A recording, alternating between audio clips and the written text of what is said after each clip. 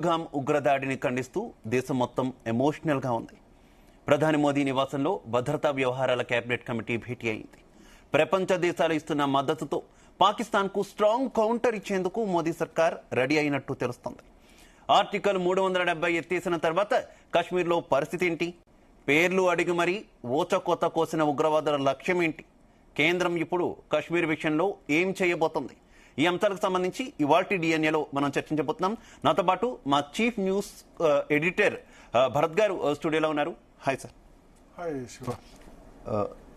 మాటలకు అందని విషాదం మనం కాశ్మీర్లో చూసినటువంటి సిచ్యువేషన్ దేశం మొత్తం కూడా రగిలిపోతుంది. వి వాంట్ రివెంజ్ అంటూ కూడా హ్యాష్ ట్యాగ్ అందరూ సర్క్యులేట్ చేస్తున్న సిచ్యువేషన్ ఏంటి సార్? ఏం చెప్తారు ఈ అటాక్ కి సంబంధించి? అంటే ఇటువంటి అంశం మీద చర్చించాల్సి రావడం, అనాలిసిస్ చేయాల్సి రావడం కూడా బాధాకరం. మళ్ళీ ఇటువంటి పరిస్థితి రాకూడదని కోరుకుందాం. సో ఒకటి, ఆర్టికల్ 370 రద్దు తర్వాత జరిగిన అతిపెద్ద సంఘటన ఇది అని అనుకోవచ్చు మనం కదా. ఇంతకుముందు 2 సందర్భాలు, ఒకటి ఉరి ఘటన జరిగింది, అప్పుడు సర్జికల్ స్ట్రైక్స్ ఫస్ట్ టైం చేశారు. ఆ తర్వాత పుల్వామా ఘటన, అభినందన్ వర్ధమాన్, అదంతా గుర్తుంటూ ఉంటుంది.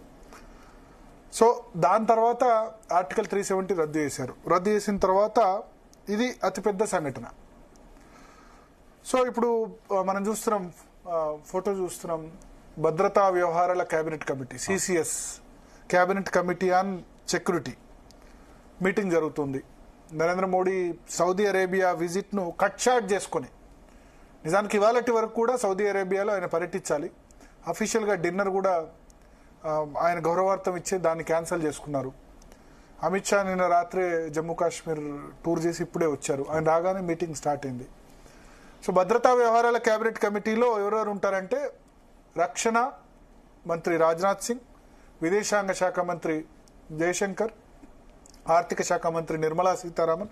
నిజానికి ఆమె కూడా యుఎస్ఏ పర్యటనలో ఉన్నారు, ఆమె కూడా కట్ షాట్ చేసుకుంటారంటున్నారు విజిట్. ప్లస్ జాతీయ భద్రతా సలహాదారు అజిత్ దోవల్. 2-3 అంశాలు ప్రధానంగా ఉంటాయి. ఒకటి, ఇప్పుడు నిన్న జరిగిన ఘటన కారణం ఏంటి, ఎక్కడ లోపం జరిగింది, ఇప్పుడు వాళ్ళని పట్టుకునే ఆపరేషన్, ఆ ఉగ్రవాదులను పట్టుకునే ఆపరేషన్ ఎంతవరకు వచ్చింది, ఆ సరే చుట్టుపక్కలే ఉంటారు కదా. ప్లస్ ఏ విధమైన చర్యలు తీసుకోవాలి. నో డౌట్ అది పాకిస్తాన్ స్పాన్సర్డ్ టెర్రరిజం అనడంలో నో డౌట్. పాక్ ఆక్రమిత కశ్మీర్ నుంచి బార్డర్ దాటి వచ్చే విధంగా చేశారు అన్న విషయంలో నో డౌట్. సో యాక్షన్ ఏ విధంగా ఉండాలి, మరోసారి ఇటువంటివి చేయాలంటే, ఎందుకంటే సర్జికల్ స్ట్రైక్ చేసిన తర్వాత 2019 తర్వాత చేసిన తర్వాత ఎట్లా ఉంది సిచ్యువేషన్ చూసాం. కాశ్మీర్ చాలా పీస్ఫుల్గా ఉంది. నా అబ్జర్వేషన్ ఏంటంటే, ఒక మిస్టేక్, పాకిస్తాన్ కు సంబంధించిన యాక్టివిటీస్ తక్కువ అయ్యాయి ఆర్టికల్ 370 రద్దు జరిగిన తర్వాత. పాకిస్తాన్ కాదు, 2014 తర్వాత రెగ్యులర్ గా బాంబు పెళ్లిలు జరిగాయి. బిఫోర్, అంతకుముందు మన హైదరాబాద్ లో 2-3 సార్లు జరిగాయి కదా, గుర్తుంది కదా. దిల్సుఖ్ నగర్, గోకుల్ చాట్, ఇవన్నీ గుర్తున్నాయి కదా. లుంబిని పార్క్, మన నగరమే కాదు, బెంగళూరు, ఢిల్లీ, ముంబై, ఇవన్నీ ఇన్సిడెంట్ జరిగాయి. కానీ 2014లో ఎన్డీఏ గవర్నమెంట్ అధికారంలోకి వచ్చిన తర్వాత ఉగ్రవాద కార్యకలాపాలు కేవలం జమ్మూ కాశ్మీర్ వరకు పరిమితమయ్యాయి. ఈ 11 సంవత్సరాల్లో ఏ నగరంలో కూడా చెప్పుకోదగ్గ బాంబ్ బ్లాస్ట్ కానీ ఉగ్రవాద దాడులు లేవు. జమ్మూ కాశ్మీర్లో ఒక మూలకు దాచుంచారు, ఎందుకంటే అది బార్డర్, పాకిస్తాన్తో సరిహద్దు ప్రాంతం కాబట్టి. సో అక్కడ వరకు ఆగిపోయిందల్లా. అప్పుడప్పుడు జరుగుతున్నాయి. ఉరి సంఘటన ఫస్ట్ టైం, మన ఉరి తర్వాత సర్జికల్ స్ట్రైక్స్ ఫస్ట్ టైం చేశారు. సెకండ్ టైం మళ్ళీ 2019 పుల్వామా దాడి తర్వాత మళ్ళీ అక్కడ వెళ్ళి మరి చేసిన పరిస్థితి. ఆర్టికల్ 370 రద్దు తర్వాత పూర్తిగా సైన్యం ఆధీనంలో తీసుకుని చాలా పెద్ద ఏదో జరుగుతుంది అనుకున్నారు. ఆర్టికల్ 370 రద్దు చేస్తే అసలు కాశ్మీర్లో ఎట్లా ఉంటుంది పరిస్థితి అని అనుకున్నారు. కానీ అదేం జరగలేదు. బికాస్ భద్రతా దళాలకు గనక స్వేచ్ఛనిస్తే కాశ్మీర్లో కూడా ఎటువంటి అవాంఛనీయ ఘటనలు జరగకుండా ఉండొచ్చు. ఇప్పుడు ఫస్ట్ టైం ఈ ఇన్సిడెంట్ జరిగింది. ప్రాథమికంగా చెప్తుంది ఏంటంటే, అక్కడ ప్రభుత్వం ఏర్పడి రాష్ట్రం ఇంతకాలం ఏంటంటే కేంద్ర పాలిత ప్రాంతంగా ఉంది, ఎన్నికలు పెట్టలేదు. మీకు ఆర్టికల్ 370 రద్దు అయి 4 ఏళ్ళైనా ఎన్నికలు పెట్టలేదు. ఇప్పుడు అక్కడ ఉమర్ అబ్దుల్లా ప్రభుత్వం అధికారంలోకి వచ్చింది. వచ్చిన తర్వాత లోకల్ పోలీస్ ఎవరి చేతిలో ఉంటుంది? Local police should be under Umar Abdullah government. ఇంతకాలం ఎవరి చేతిలో ఉంది? లెఫ్టినెంట్ గవర్నర్ మనోజ్ సిన్హా అక్కడ ఆర్టికల్ 370 రద్దు నుంచి ఆయనే పర్యవేక్షిస్తున్నారు కాబట్టి ఆయన చేతిలో ఉంది. ఇప్పుడు లోకల్ పోలీస్, ఎందుకంటే అక్కడ 3 అంచెల భద్రత. ఒకటి ఫస్ట్ బార్డర్ దగ్గర బార్డర్ సెక్యూరిటీ ఫోర్స్ చూసుకుంటారు, ఆర్మీ చూసుకుంటుంది. ఆ తర్వాత 2వ అంచెలో మిగతా కేంద్ర బలగాలు ఇవన్నీ చూసుకుంటాయి. 3వ అంచెలో వాళ్ళ లోకల్గా గైడ్ చేయాల్సింది లోకల్ పోలీస్. సో ఇప్పుడు ఈ ఇన్ఫిల్ట్రేటర్స్ కానీ వాళ్ళు కానీ లోకల్ పోలీస్ అంటే అక్కడ వాళ్ళే కదా, కాశ్మీరు లేకపోతే జమ్మూ వాళ్ళు. దాన్ని నడిపించాల్సింది ఎవరు? రాష్ట్ర ప్రభుత్వం కదా. ప్లస్ అక్కడ స్థానికుల సహకారం లేదే ఇంత పెద్ద ఇన్సిడెంట్ కాదు. సో మనతో పాటు ప్రస్తుతం మాజీ డీజీపీ అరవింద్ రావు గారు ఫోన్ లైన్లో సిద్ధంగా ఉన్నారు. ఆయన గతంలో ఇంటెలిజెన్స్ చీఫ్గా కూడా ఉమ్మడి రాష్ట్రాన్ని పనిచేశారు, ఉమ్మడి రాష్ట్రంలో డీజీపీగా పనిచేశారు. సో ఒకసారి మాట్లాడదాం. అరవింద్ రావు గారు, జీ తెలుగు న్యూస్ కోసం సమయం కేటాయించిన ధన్యవాదాలు. సో ప్రైమా ఫేసి మీకు ఏమనిపిస్తుంది సార్ ఘటన జరిగిన తీరును బట్టి? మోస్ట్లీ అది లోకల్సా లేకపోతే పాకిస్తాన్ నుంచి వచ్చిన వాళ్ళు చేసి ఉండొచ్చా? నమస్కారం అండి. నేను ఒక కార్ లో ట్రావెల్ చేస్తున్నా కాబట్టి వాయిస్ సరిగ్గా ఉంటుందో లేదో తెలియదు. పర్లేదు సార్. నాకు అనిపించేది ఏంటంటే పాకిస్తాన్ వాళ్ళు డెఫినెట్ గా చేసింటారు కానీ దాంట్లో డౌట్ ఏం లేదు. ఇది మనం ఒక ఐసోలేటెడ్ ఇన్సిడెంట్ ఆఫ్ టెర్రరిజం లాగా చూడకూడదని నా అభిప్రాయం అండి. ఇది ఏదో టెర్రరిస్ట్ ఇన్సిడెంట్, వాళ్ళందరూ కవర్డ్స్, వాళ్ళందరూ యానిమల్స్ అని చెప్పని ఆయన కాశ్మీర్ సీఎం అన్నారు. ఎంత బాగానే ఉంది, ఎంత కవర్డిస్, యాక్ట్ ఆఫ్ కవర్డిస్ అది ఇది అనడం మామూలుగా చేసేటువంటి పని. ఇది యాక్ట్ ఆఫ్ కవర్డిస్ కాదండి, ఒక ప్లాన్ ప్రకారం చేస్తున్నటువంటిది. ఒక పాపులేషన్, ఒక పర్టికులర్ పాపులేషన్ బెదిరించడానికి చేస్తున్నటువంటి పని. తర్వాత దీన్ని మనం ఈ విధంగా అనుకుంటున్నాం. మనం మామూలుగా ఏ టెర్రరిస్ట్ ఇన్సిడెంట్ జరిగినా ఈ టెర్రరిస్ట్ అనేవాళ్ళు కొద్దిమంది బ్యాడ్ పీపుల్ ఉన్నారు, వీళ్ళు ఏదో చేసేస్తున్నారు అని చెప్పి మనం అనుకుంటుంటాం. కానీ ఇట్లాంటి సంఘటనల్ని మన వెస్టర్న్ కంట్రీస్ ఏ విధంగా చూస్తున్నాయి అనేది చూద్దాం. ఇప్పుడు ఇలాంటి సంఘటనలే ప్యారిస్ లో జరుగుతున్నాయి, అమెరికాలో జరుగుతున్నాయి, దాని తర్వాత జర్మనీలో, తర్వాత యూకేలో ఇట్లా జరుగుతున్నాయి. అక్కడి మేధావులు అక్కడ ఏ విధంగా చర్చిస్తున్నారు దీని గురించి అంటే it is a religious war అంటున్నారు. ఎందుకంటే they want to take over the country, they want immigration అనేటువంటిది ఒక ఆయుధంగా పెట్టుకొని, ఇప్పుడు హిజ్రా అనేటువంటిది ఒక పాలసీ కదండి. అంటే ఒక కంట్రీలోకి మైగ్రేట్ కావడము, ఇమిగ్రేట్ అయిన తర్వాత slowly capture the country from within అనేటువంటిది పాలసీ కదా. సో ఆ విధంగా వాళ్ళు చూస్తారనమాట. ఇట్ ఇస్ రిలీజియస్ వార్ అని వాళ్ళు యాక్సెప్ట్ చేస్తున్నారు ఇప్పుడు. సో మనం అది యాక్సెప్ట్ చేయనంత వరకు మనం చాలా భ్రమలో ఉంటామని నా అభిప్రాయం అండి. సో ఉగ్రవాదానికి కులం లేదు, మతం లేదు అనడం కరెక్ట్ కాదంటారు, అంతేనా? చాలా చాలా తప్పండి. అది చాలా అమాయకమైనటువంటి స్టేట్మెంట్. ఉగ్రవాదానికి కులం లేదు, మతం లేదు అనేటువంటి చాలా అమాయకమైనటువంటి స్టేట్మెంట్. ఎందుకంటే just do not want one religion to exist. నువ్వు పూజ చేసుకుంటుంటే నువ్వు పూజ చేయడం అనేటువంటిది it is something which is against our religion అంటారు. లేకుంటే ఇంకేదో నువ్వు ఫలానా విధంగా ఉంటావంటే ఇట్స్ అగేన్స్ట్ అవర్ రిలీజన్ అంటారు. సో రిలీజన్ అలాగా, ఇప్పుడు రిలీజన్ అనేటువంటిది it is control by religious leaders and also by political leaders. So కాబట్టి ఇది మోర్ రిలీజియస్ వార్ దాన్ ఎక్స్ట్రీమిజం అని నా అభిప్రాయం అండి. సో అంటే Islamic terrorism is dangerous, very very dangerous. చాలా తప్పకుండా డేంజరస్ అండి. ఎందుకంటే that is only dangerous thing, immediately dangerous thing for the country. ఎందుకంటే అది వాళ్ళకి ఏంటంటే religion and politics are both combined. ఆ పాలిటిక్స్ అనేటువంటిది కూడా ఒక ఇంపీరియలిస్ట్ డాక్ట్రిన్. మనం ప్రపంచాన్ని అంతా కూడా మనమే డామినేట్ చేయాలి అనేటువంటిది వాళ్ళకి నూరి పోస్తుంటారనమాట. నూరి పోస్తున్నప్పుడు వాళ్ళు మామూలుగా చాలా మంది అన్ఎడ్యుకేటెడ్ పీపుల్, వాళ్ళందరూ కూడా ఏమాత్రము మెచ్యూరిటీ లేనటువంటి వాళ్ళు, చాలా మంది ముస్లిమ్స్ మన అందరి ఫ్రెండ్స్ ఉన్నారు, వాళ్ళందరూ మంచి వాళ్లే, వాళ్ళందరూ రియాక్ట్ గారు. కానీ ఏ కొద్ది మంది కాదు, sizable number of people, they are all ignorant people. వాళ్ళందరూ కూడా మన పుస్తకంలో ఇలా ఉంది, మన దేవుడు ఇలా చెప్పాడు అని చెప్పని వీళ్ళు నమ్ముతారనమాట. సో అలాంటప్పుడు it's very very dangerous thing for the country. So కాబట్టి దాన్ని మనం సరిగా అర్థం చేసుకోవాలండి. సో ఒకటి అంటే జనరలైజ్ స్టేట్మెంట్ కరెక్ట్ కాదు, ఉగ్రవాదానికి కులం లేదు, మతం లేదన్న జనరలైజ్ స్టేట్మెంట్ అయితే కరెక్ట్ కాదు. నా దృష్టిలో చాలా అమాయకమైనటువంటి స్టేట్మెంట్ అండి. ఉగ్రవాదాన్ని అంటే కొద్దిమంది ఏమంటారంటే బాంబు దాడులు, బాంబ్ బ్లాస్ట్ జరిగినప్పుడు చనిపోయేది ముస్లింలు కూడా చనిపోయారు కదా ఇప్పుడు గోకుల్ చాట్ లో, లేకపోతే అక్కడ. అది వేరే, అది వేరే. కానీ ఓవరాల్ మన చరిత్ర చూస్తే రిలీజన్ అనేటువంటి ఏ విధంగా మనిషిని ట్రైన్ చేస్తుంది. ఒక రిలీజన్ మనిషిని ఎవరే నువ్వు దేవుడిగా ఉండాలి, నువ్వు ప్రపంచంలో ప్రతి వ్యక్తిలో కూడా దేవుడిని చూడు అని ఒక రిలీజన్ చెప్తుంది. ఇంకొక రిలీజన్ నన్ను నమ్మని వాడిని నన్ను చంపు, లేకుంటే వాళ్ళ స్త్రీలను తీసుకెళ్లి వాళ్ళని సెక్స్ స్లేవ్ గా పెట్టుకో అని చెప్తుంది. లేకుంటే అలా నువ్వు వాళ్ళని ఆ విధంగా డామినేట్ చేస్తే గానీ నువ్వు చాలా నువ్వు స్వర్గంలో చాలా సృష్టిస్తావు అని చెప్తుంది.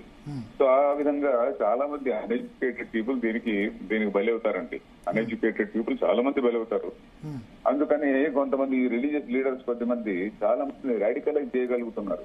రాడికలైజ్ చేసి మనం చేస్తున్నటువంటి చాలా చాలా సేక్రెడ్ యాక్ట్, మనం చేస్తున్నటువంటి చాలా పవిత్రమైనటువంటి కార్యం, ఇలా వాడిని చంపుతున్నామంటే ఇది చాలా పవిత్రమైనటువంటి కార్యం అనేటువంటి భావన ప్రజల్లో కలిగిస్తున్నారు. సో అలాంటప్పుడు ఒమర్ అబ్దుల్లా వీళ్ళనందరినీ పట్టుకుని ఎనిమల్స్ అన్నాడు కానీ వాళ్ళు రిలీజియస్ లీడర్స్ ఏమంటారు, నువ్వు చాలా పవిత్రమైన కార్యం చేశావంటారు. సో అది వచ్చినటువంటి ప్రాబ్లం, అది మనం అర్థం చేసుకోవాలి. అంటే ఈ కాఫిర్ థియరీ ఏదైతే ఉందో, ఇస్లాం ను నమ్మని వాళ్ళ అన్న సిద్ధాంతం ఏదైతే ఉందో చాలా డేంజరస్ అంటారు. కాఫిర్ చాలా తప్పకుండానండి. ఎందుకంటే దీన్ని మనం కాదు, మనము ఈ విధంగా మనం అమాయకంగా రియాక్ట్ అవుతున్నాం కానీ please see how western countries are reacting. ఇప్పుడు ఉదాహరణకి అమెరికాలో ఒక అతను బిల్ వార్నర్ అని ఒక ప్రొఫెసర్ ఉన్నాడు. ఆయన centre for study of political Islam అని ఒకటి స్థాపించాడు. Centre for study of political Islam అని మీరు దయచేసి ఇంటర్నెట్ లో చూడండి, ఆయన పుస్తకాలు కూడా అవైలబుల్ గా ఉన్నాయి. బిల్ వార్నర్ పుస్తకాలు ప్రతి ఒక్కరు కూడా చదవాలండి. చదివితే మనకి ఏమిటి అనేది, వాట్ ఈస్ ద ప్రాబ్లం అనేది తెలుస్తుంది. మన ప్రాబ్లం సరిగా డయాగ్నోస్ చేయకుంటే దానికి మనం ఏ విధంగా రెస్పాండ్ కావాలనేది తెలియదు. ప్రాబ్లం అందరూ రాంగ్ డయాగ్నోసిస్ చేసామనుకోండి రోగానికి, దాన్ని మనమే చికిత్స చేయలేము. నా దృష్టిలో it is a political war. Political war అంటే ప్రపంచాన్ని అంతటినీ ఆక్యుపై చేసుకోవాలి అనేటువంటిది, ఒక రిలీజన్ అనేటువంటి దాన్ని అడ్డంగా పెట్టుకొని ప్రపంచాన్ని ఆక్యుపై చేసుకోవాలి అనేటువంటిది, this is what our God says అని చెప్పనంటుంది. సో మీరు దయచేసి ఆ centre for study of political Islam అనేది స్టడీ చేయండి. బిల్ వార్నర్ అనేటువంటి ఆయన is a professor in physics. So ఆయన రాసినటువంటి పుస్తకాలు కూడా మనం చదవాలండి. హిందువులందరూ కూడా చదవాలి, హిందువులనే కాదు మేధావులందరూ కూడా చదవాలి. చదివితే మనకి ప్రాబ్లం అర్థమవుతుందండి. నా దృష్టిలో అది ఏంటి, it is basically a war. Sir ఇప్పుడు ఒకటి ఇప్పుడు దేశంలో 20 కోట్లకు పైగా ముస్లిమ్స్ ఉన్నారు. సో డెఫినెట్ గా దానిలో అందరూ ఎక్స్ట్రీమిస్టులు కాదు. బట్ ఎట్లా ఇప్పుడు దాన్ని వాళ్ళని కూడా ఎడ్యుకేట్ చేయాల్సిన అవసరం ఉంది. ఇటువంటి వాళ్ళ కోఆపరేషన్ చేయకుండా ఆ సమాజం నుంచే దీని నుంచి వ్యతిరేకత రావాలంటే ఎట్లా? ఇప్పుడు లోకల్ సహకారం లేనిదే, కాశ్మీర్ లో ఉన్న లోకల్ సహకారం లేనిదే ఇది జరగదు అని అంటారు చాలా మంది. మీరు నమ్ముతారా దాన్ని? చాలా కరెక్ట్ అండి. ఎందుకంటే అందరు ముస్లింస్ కూడా వాళ్ళందరూ చాలా మంది అమాయకులే. అని కొద్ది మంది ఎడ్యుకేషన్ లేనటువంటి వాళ్ళు, అలాంటి వాళ్ళు ఈ ఎక్స్ట్రీమిస్ట్ ప్రాపగాండా ఏదైతే ఉన్నదో, ఈ రిలీజియస్ లీడర్స్ చెప్పేటువంటి ప్రాపగాండాకు వాళ్ళు బలి అవుతుంటారు. ఎందుకంటే ఈ రిలీజియస్ లీడర్స్ ఒక్కసారి ఒక క్యాట్ కాల్ ఇస్తారంటే 1 లక్ష మంది పట్లేకి వస్తారు. అది ఇంకా వేస్తే ఏ మతంలోనూ జరగదు. ఏ మతంలో కూడా కాల్ ఇస్తే, హిందూ క్రిస్టియానిటీలో కావచ్చు, హిందూయిజంలో కావచ్చు, ఇంకే మతంలో కూడా ఎవరో రిలీజియస్ లీడర్స్ కాల్ ఇస్తే నువ్వు వాళ్ళ అనవాడిని చంపుకుంటే చంపేటువంటి పరిస్థితి ఏ మతంలోనూ లేదు. కానీ ఇక్కడ ఎందుకు చాలా మంది అమాయకులు ఇదంతా నిజమే అనుకుంటున్నారు. మనం నిజంగా ఏదో జరుగుతున్నది, మనం ప్రపంచాన్ని అంతా డామినేట్ చేయాలనేటువంటి ఫీలింగ్ ఇలా కలిగిస్తున్నారు. సో దీనివల్ల మనకు అశాంతి, ప్రపంచంలో అశాంతి నడుస్తున్నది. ఇది మనం అర్థం చేసుకోవాలని నా అభిప్రాయం అండి. చాలా మంది మనం మంచి వాళ్లే కావచ్చు, బట్ ఒక క్యాట్ కాల్ ఇచ్చినారంటే, ఇప్పుడు మన ఉదాహరణకి పాకిస్తాన్ ఆర్మీ చీఫ్ ఆయన ఏమన్నాడు, మనం వేరే వాళ్ళు వేరే అని చెప్పాడు. అది నిజమే, మనం వేరే వాళ్ళు వేరే అనేది నిజమే. ఎందుకంటే ఆర్ఎస్ఎస్ చీఫ్ అయితే మనం అంతా డిఎన్ఏ ఒకటి ఆయన చెప్పచ్చు, ఆయన పొలిటికల్ మోటివ్ ఉండొచ్చు. బట్ నిజంగా ప్రాక్టికల్ గా ఏమిటి, వీళ్ళ ఉద్దేశం ఏంటి, మనం వేరే వాళ్ళు వేరే అంటే we cannot live with them, we have to kill them అనేటువంటిది ఆయన డైరెక్ట్ మెసేజ్. ఎవరు పాకిస్తాన్ ఆర్మీ చీఫ్. మనం అది అర్థం చేసుకోవాలి కదండి. పాకిస్తాన్ ఆర్మీ చీఫ్ డైరెక్ట్ గా చెప్తున్నాడు, మనం వేరే వాళ్ళు వేరే, we have to remove them అని. సో మనం నిజంగా ఇస్లాం రిలీజన్ గా ఏం చెప్తుంది అనేదాన్ని మనం సరిగా వాళ్ళ పుస్తకాలు సరిగా చదవాలని నా అభిప్రాయం అండి. ఓకే సార్, ఒకటి ఇప్పుడు ఒక భావన వ్యక్తమవుతుంది ఏంటంటే, అక్కడ ఆర్టికల్ 370 రద్దు తర్వాత, సార్ ఇప్పుడు వినబడుతుందా? చెప్పండి. ఆర్టికల్ 370 రద్దు తర్వాత మేజర్ ఇన్సిడెంట్ పెద్దగా జరగలేదు. కానీ ఇది ఫస్ట్ బిగ్ ఇన్సిడెంట్. కానీ ఇప్పుడు ఈ ఒమర్ అబ్దుల్లా ఎన్నికలు జరగడం, ఒమర్ అబ్దుల్లా ప్రభుత్వం ఏర్పడడం, దేవర్ సాఫ్ట్ టువర్డ్స్ టెర్రరిస్ట్. అవును. సో ఈ కశ్మీర్ లో పర్మనెంట్ గా కేంద్ర పాలిత ప్రాంతం చేస్తే, ఎందుకంటే ఈ రాష్ట్ర ప్రభుత్వాలు మహబూబా ముఫ్తీ అయినా అక్కడ పవర్ లోకి ఎట్లాగో కాంగ్రెస్ బీజేపీ రావు. వస్తే గనక ఎందుకంటే పూర్తిగా కట్ అవుతుంది. ఒకసారి పీసీఆర్ కట్ చేసి కాల్ చేయండి మళ్ళీ అరవింద్ రావు గారికి. సో సార్ ఇప్పుడు వినిపిస్తుందా? సార్ వినిపిస్తుందా?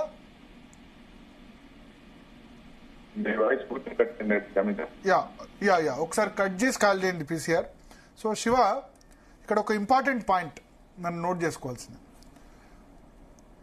ఇప్పుడు మొన్నటి వరకు కూడా కేంద్ర ప్రభుత్వం జమ్మూ కాశ్మీర్ ఒక రాష్ట్రం ఉన్నదాన్ని ఆర్టికల్ 370 రద్దు చేసి జమ్మూ కాశ్మీర్ వేరు, లడక్ వేరు అని 2 కేంద్రపాలిత ప్రాంతాలు చేసింది. జమ్మూ కాశ్మీర్లో అసెంబ్లీ ఏర్పాటు చేసింది.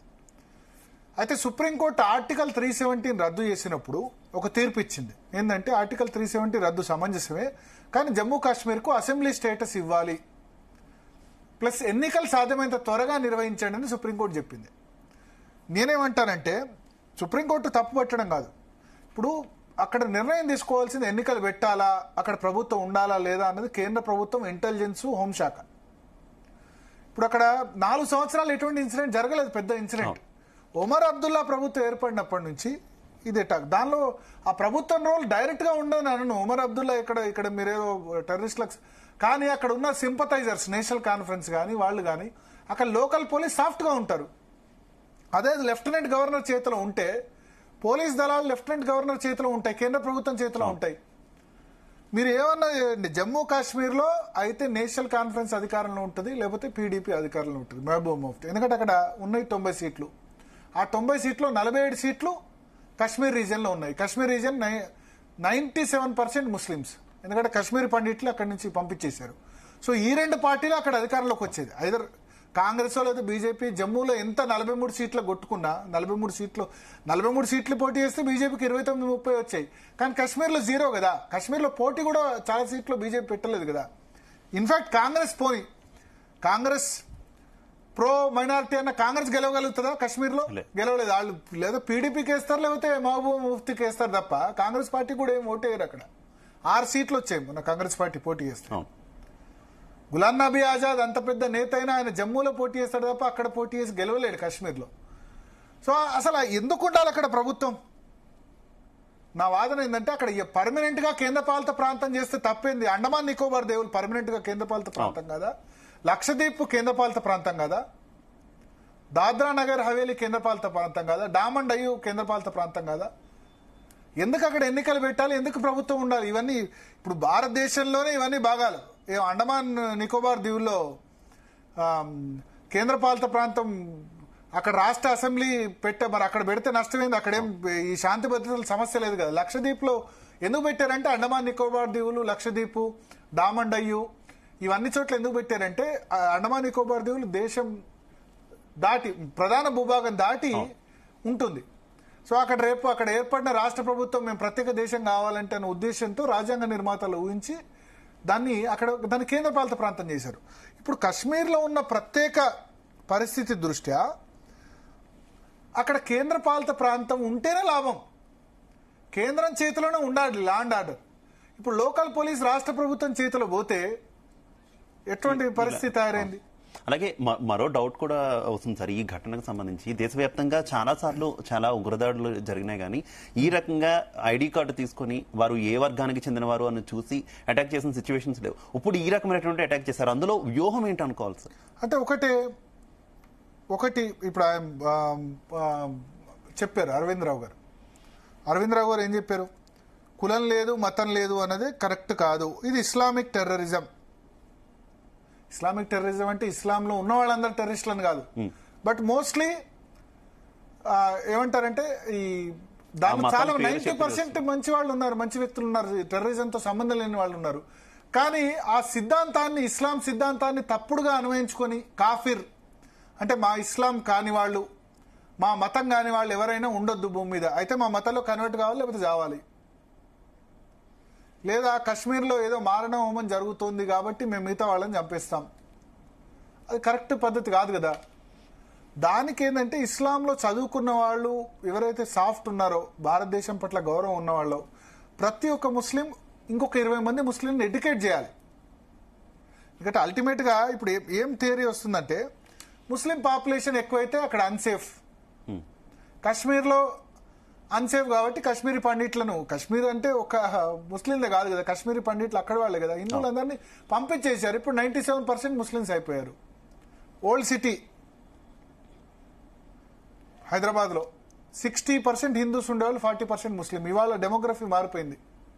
మొన్న జరిగిన ముర్షిదాబాద్, కిషన్ గంజ్ ఉండనివ్వట్లేదు. పాపులేషన్ ఎక్కువైతే 30% పాపులేషన్ ఎక్కువైతే 30% కంటే ఎక్కువైతే అక్కడ నుంచి హిందూస్ను వెళ్ళగొట్టేస్తున్నారు. అందరు కారణం కాదు దానిలో, కానీ ఒక 1-2% అటువంటి పర్సన్స్ ఉన్నా మొత్తం డైనమిక్సే చేంజ్ అయిపోతాయి. దీని ఏంటంటే, దీన్ని అల్టిమేట్గా ముస్లిం మత పెద్దలు వాళ్ళు జోక్యం చేసుకొని మంచి సాఫ్ట్ ముస్లిమ్స్ ఇంకొక 100 మందిని ఎడ్యుకేట్ చేయాలి. ఈ విధంగా ఈ విషయాల్లో ఎడ్యుకేట్ చేసి ఇది మంచిది కాదు, మనం మంచిది కాదు, అల్టిమేట్గా మనం మతం బ్లేమ్ జరుగుతుంది, మన మతం ఆ విధంగా చెప్పలేదు అని ఎవరైతే ఇప్పుడు జకీర్ నాయక్ లాంటి వాళ్ళు ఉన్నారు, రెచ్చగొడుతున్న వాళ్ళు ఉన్నారు, ప్రీచర్స్, వాళ్ళు చెప్పాలి. చెప్పి ఈ విధంగా ఇది కరెక్ట్ కాదు. ఎందుకంటే అల్టిమేట్గా ఇది మిగతా వాళ్ళకు కూడా ఎంబ్రాసింగ్ సిచ్యువేషన్ కదా. ఇప్పుడు నాకు తెలిసి చాలా మంది నాకు ముస్లిం ఫ్రెండ్స్ ఉన్నారు. They feel embrace. ఎస్టర్డే రాత్రి నుంచి మా మతం ఇది చెప్పలేదు, కానీ మా మతాన్ని బ్లేమ్ కావాల్సి వస్తుంది, ఇటువంటి వాళ్ళ వల్ల మేము బ్లేమ్ కావాల్సి వస్తుంది అని చెప్పి. ఎందుకంటే హిందూ బొట్టు పెట్టుకున్నారా అని, హిందువా కాదా అని నిర్ధారించుకొని చంపడం. తర్వాత ఒకళ్ళిద్దరు ప్రత్యక్ష సాక్షులు అక్కడ చెప్పారు ఏంటంటే, మీరు ముస్లిమా కాదా నిర్ధారించుకునేందుకు ఇస్లాంలో ఉన్నది చదవండి అని అడిగారు. చదవకపోయేసరికి చంపారు. భార్య ముందే భర్తను కాల్చి చంపడం. వాళ్ళు ఏం పాపం చేశారు? మీకేదన్నా ప్రాబ్లం ఉంటే నరేంద్ర మోడో లేకపోతే కాశ్మీరో లేకపోతే దానికి సంబంధం ఉన్న వాళ్ళ మీద ప్రొటెక్ట్ చేయొచ్చు, పీస్ఫుల్ ప్రొటెక్ట్ చేయొచ్చు. ఇప్పుడు 26 మందిని చంపడం ఒక సిగ్నల్. వాళ్ళు ఏం సిగ్నల్ పంపించదలుచుకున్నారంటే ఈ ఇన్సిడెంట్ ద్వారా, ఒకటి, కాశ్మీర్లోకి ఎవరు ఇంకా రావద్దు పర్యాటకులు. ఎందుకు రావద్దు అన్నది ఆ జిహాదీల స్ట్రాటజీ ఏంటంటే, కాశ్మీర్లో ఇప్పుడు 97% ముస్లిం పాపులేషన్ ఉంది. చాలా చాలా పేదలు. ఎందుకు పేదలంటే, గత 40, 30, 50 సంవత్సరాలుగా టెర్రరిజం, ఉగ్రవాదం ఉండడంతో దెర్ ఇస్ నో ఇండస్ట్రీ. అక్కడ ఎంప్లాయ్మెంట్ ఎట్లా, అక్కడ బతకడం ఎట్లా? ఒక యాపిల్ తోటలు మాత్రం ఉన్నాయి, అది కొద్దిమంది చేతిలోనే ఉన్నాయి. యాపిల్ మాత్రమే వండుతుంది. ఆ స్నోకి మంచుకి వ్యవసాయం చేయడానికి వీల్లేదు, అవకాశం లేదు. యాపిల్ లాంటి పంటలు మాత్రమే వండుతాయి. ఆ భూమి కూడా కొద్దిమంది చేతిలో ఉంది. సో మిగతా 97% ముస్లిమ్స్ నెలకి 3,000-4,000 రూపాయలు కూడా సంపాదించలేని దుస్థితిలో ఉన్నారు.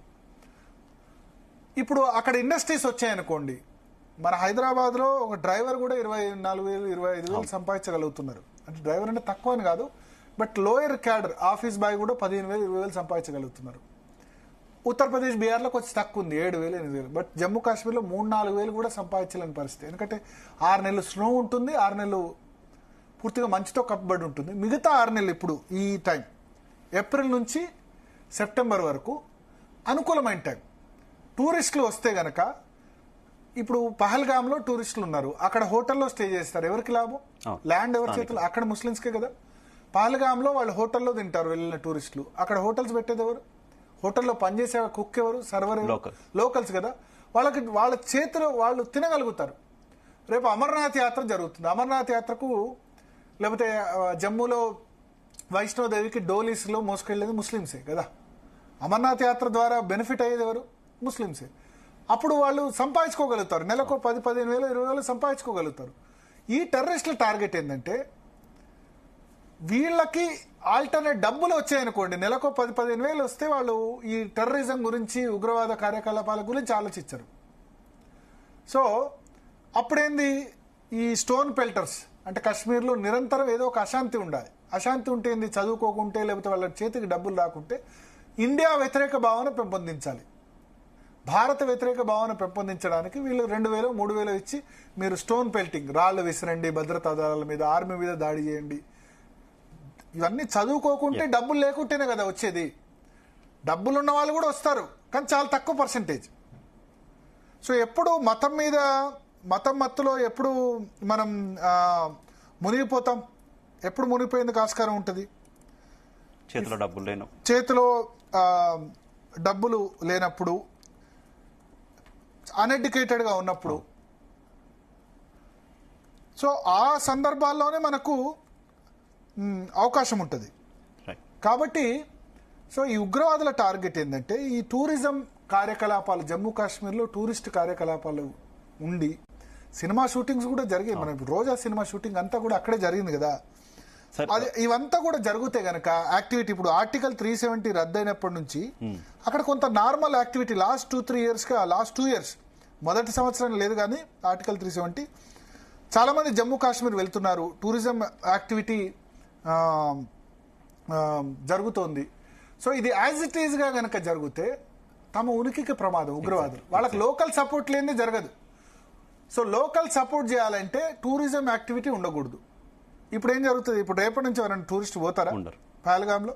ఇప్పుడు ఆల్రెడీ పహల్గామ్లో ఉన్న వాళ్ళందరూ వాపసు వచ్చేసారు. ఈ సంవత్సరం ఎవరు కూడా జమ్మూ కాశ్మీర్, సరే జమ్మూ రీజన్ పోతారేమో, వైష్ణోదేవి కాశ్మీర్ రీజన్ ఎవరు పోరు. పోకపోతే ఎవరికి నష్టం? లోకల్స్. ఇది గ్రహించాలి. అందుకనే ఇప్పుడు ఇన్సిడెంట్ జరిగిన తర్వాత ఒమర్ అబ్దుల్లా ఖండిస్తున్నాడు, మహబూబా ముఫ్తీ ఖండిస్తుంది, వాళ్ళు క్యాండిల్ ర్యాలీ చేపస్తున్నారు. టూరిస్టులు ఒక అగ్రిమెంట్ ఏంటంటే ఇన్ఫార్మల్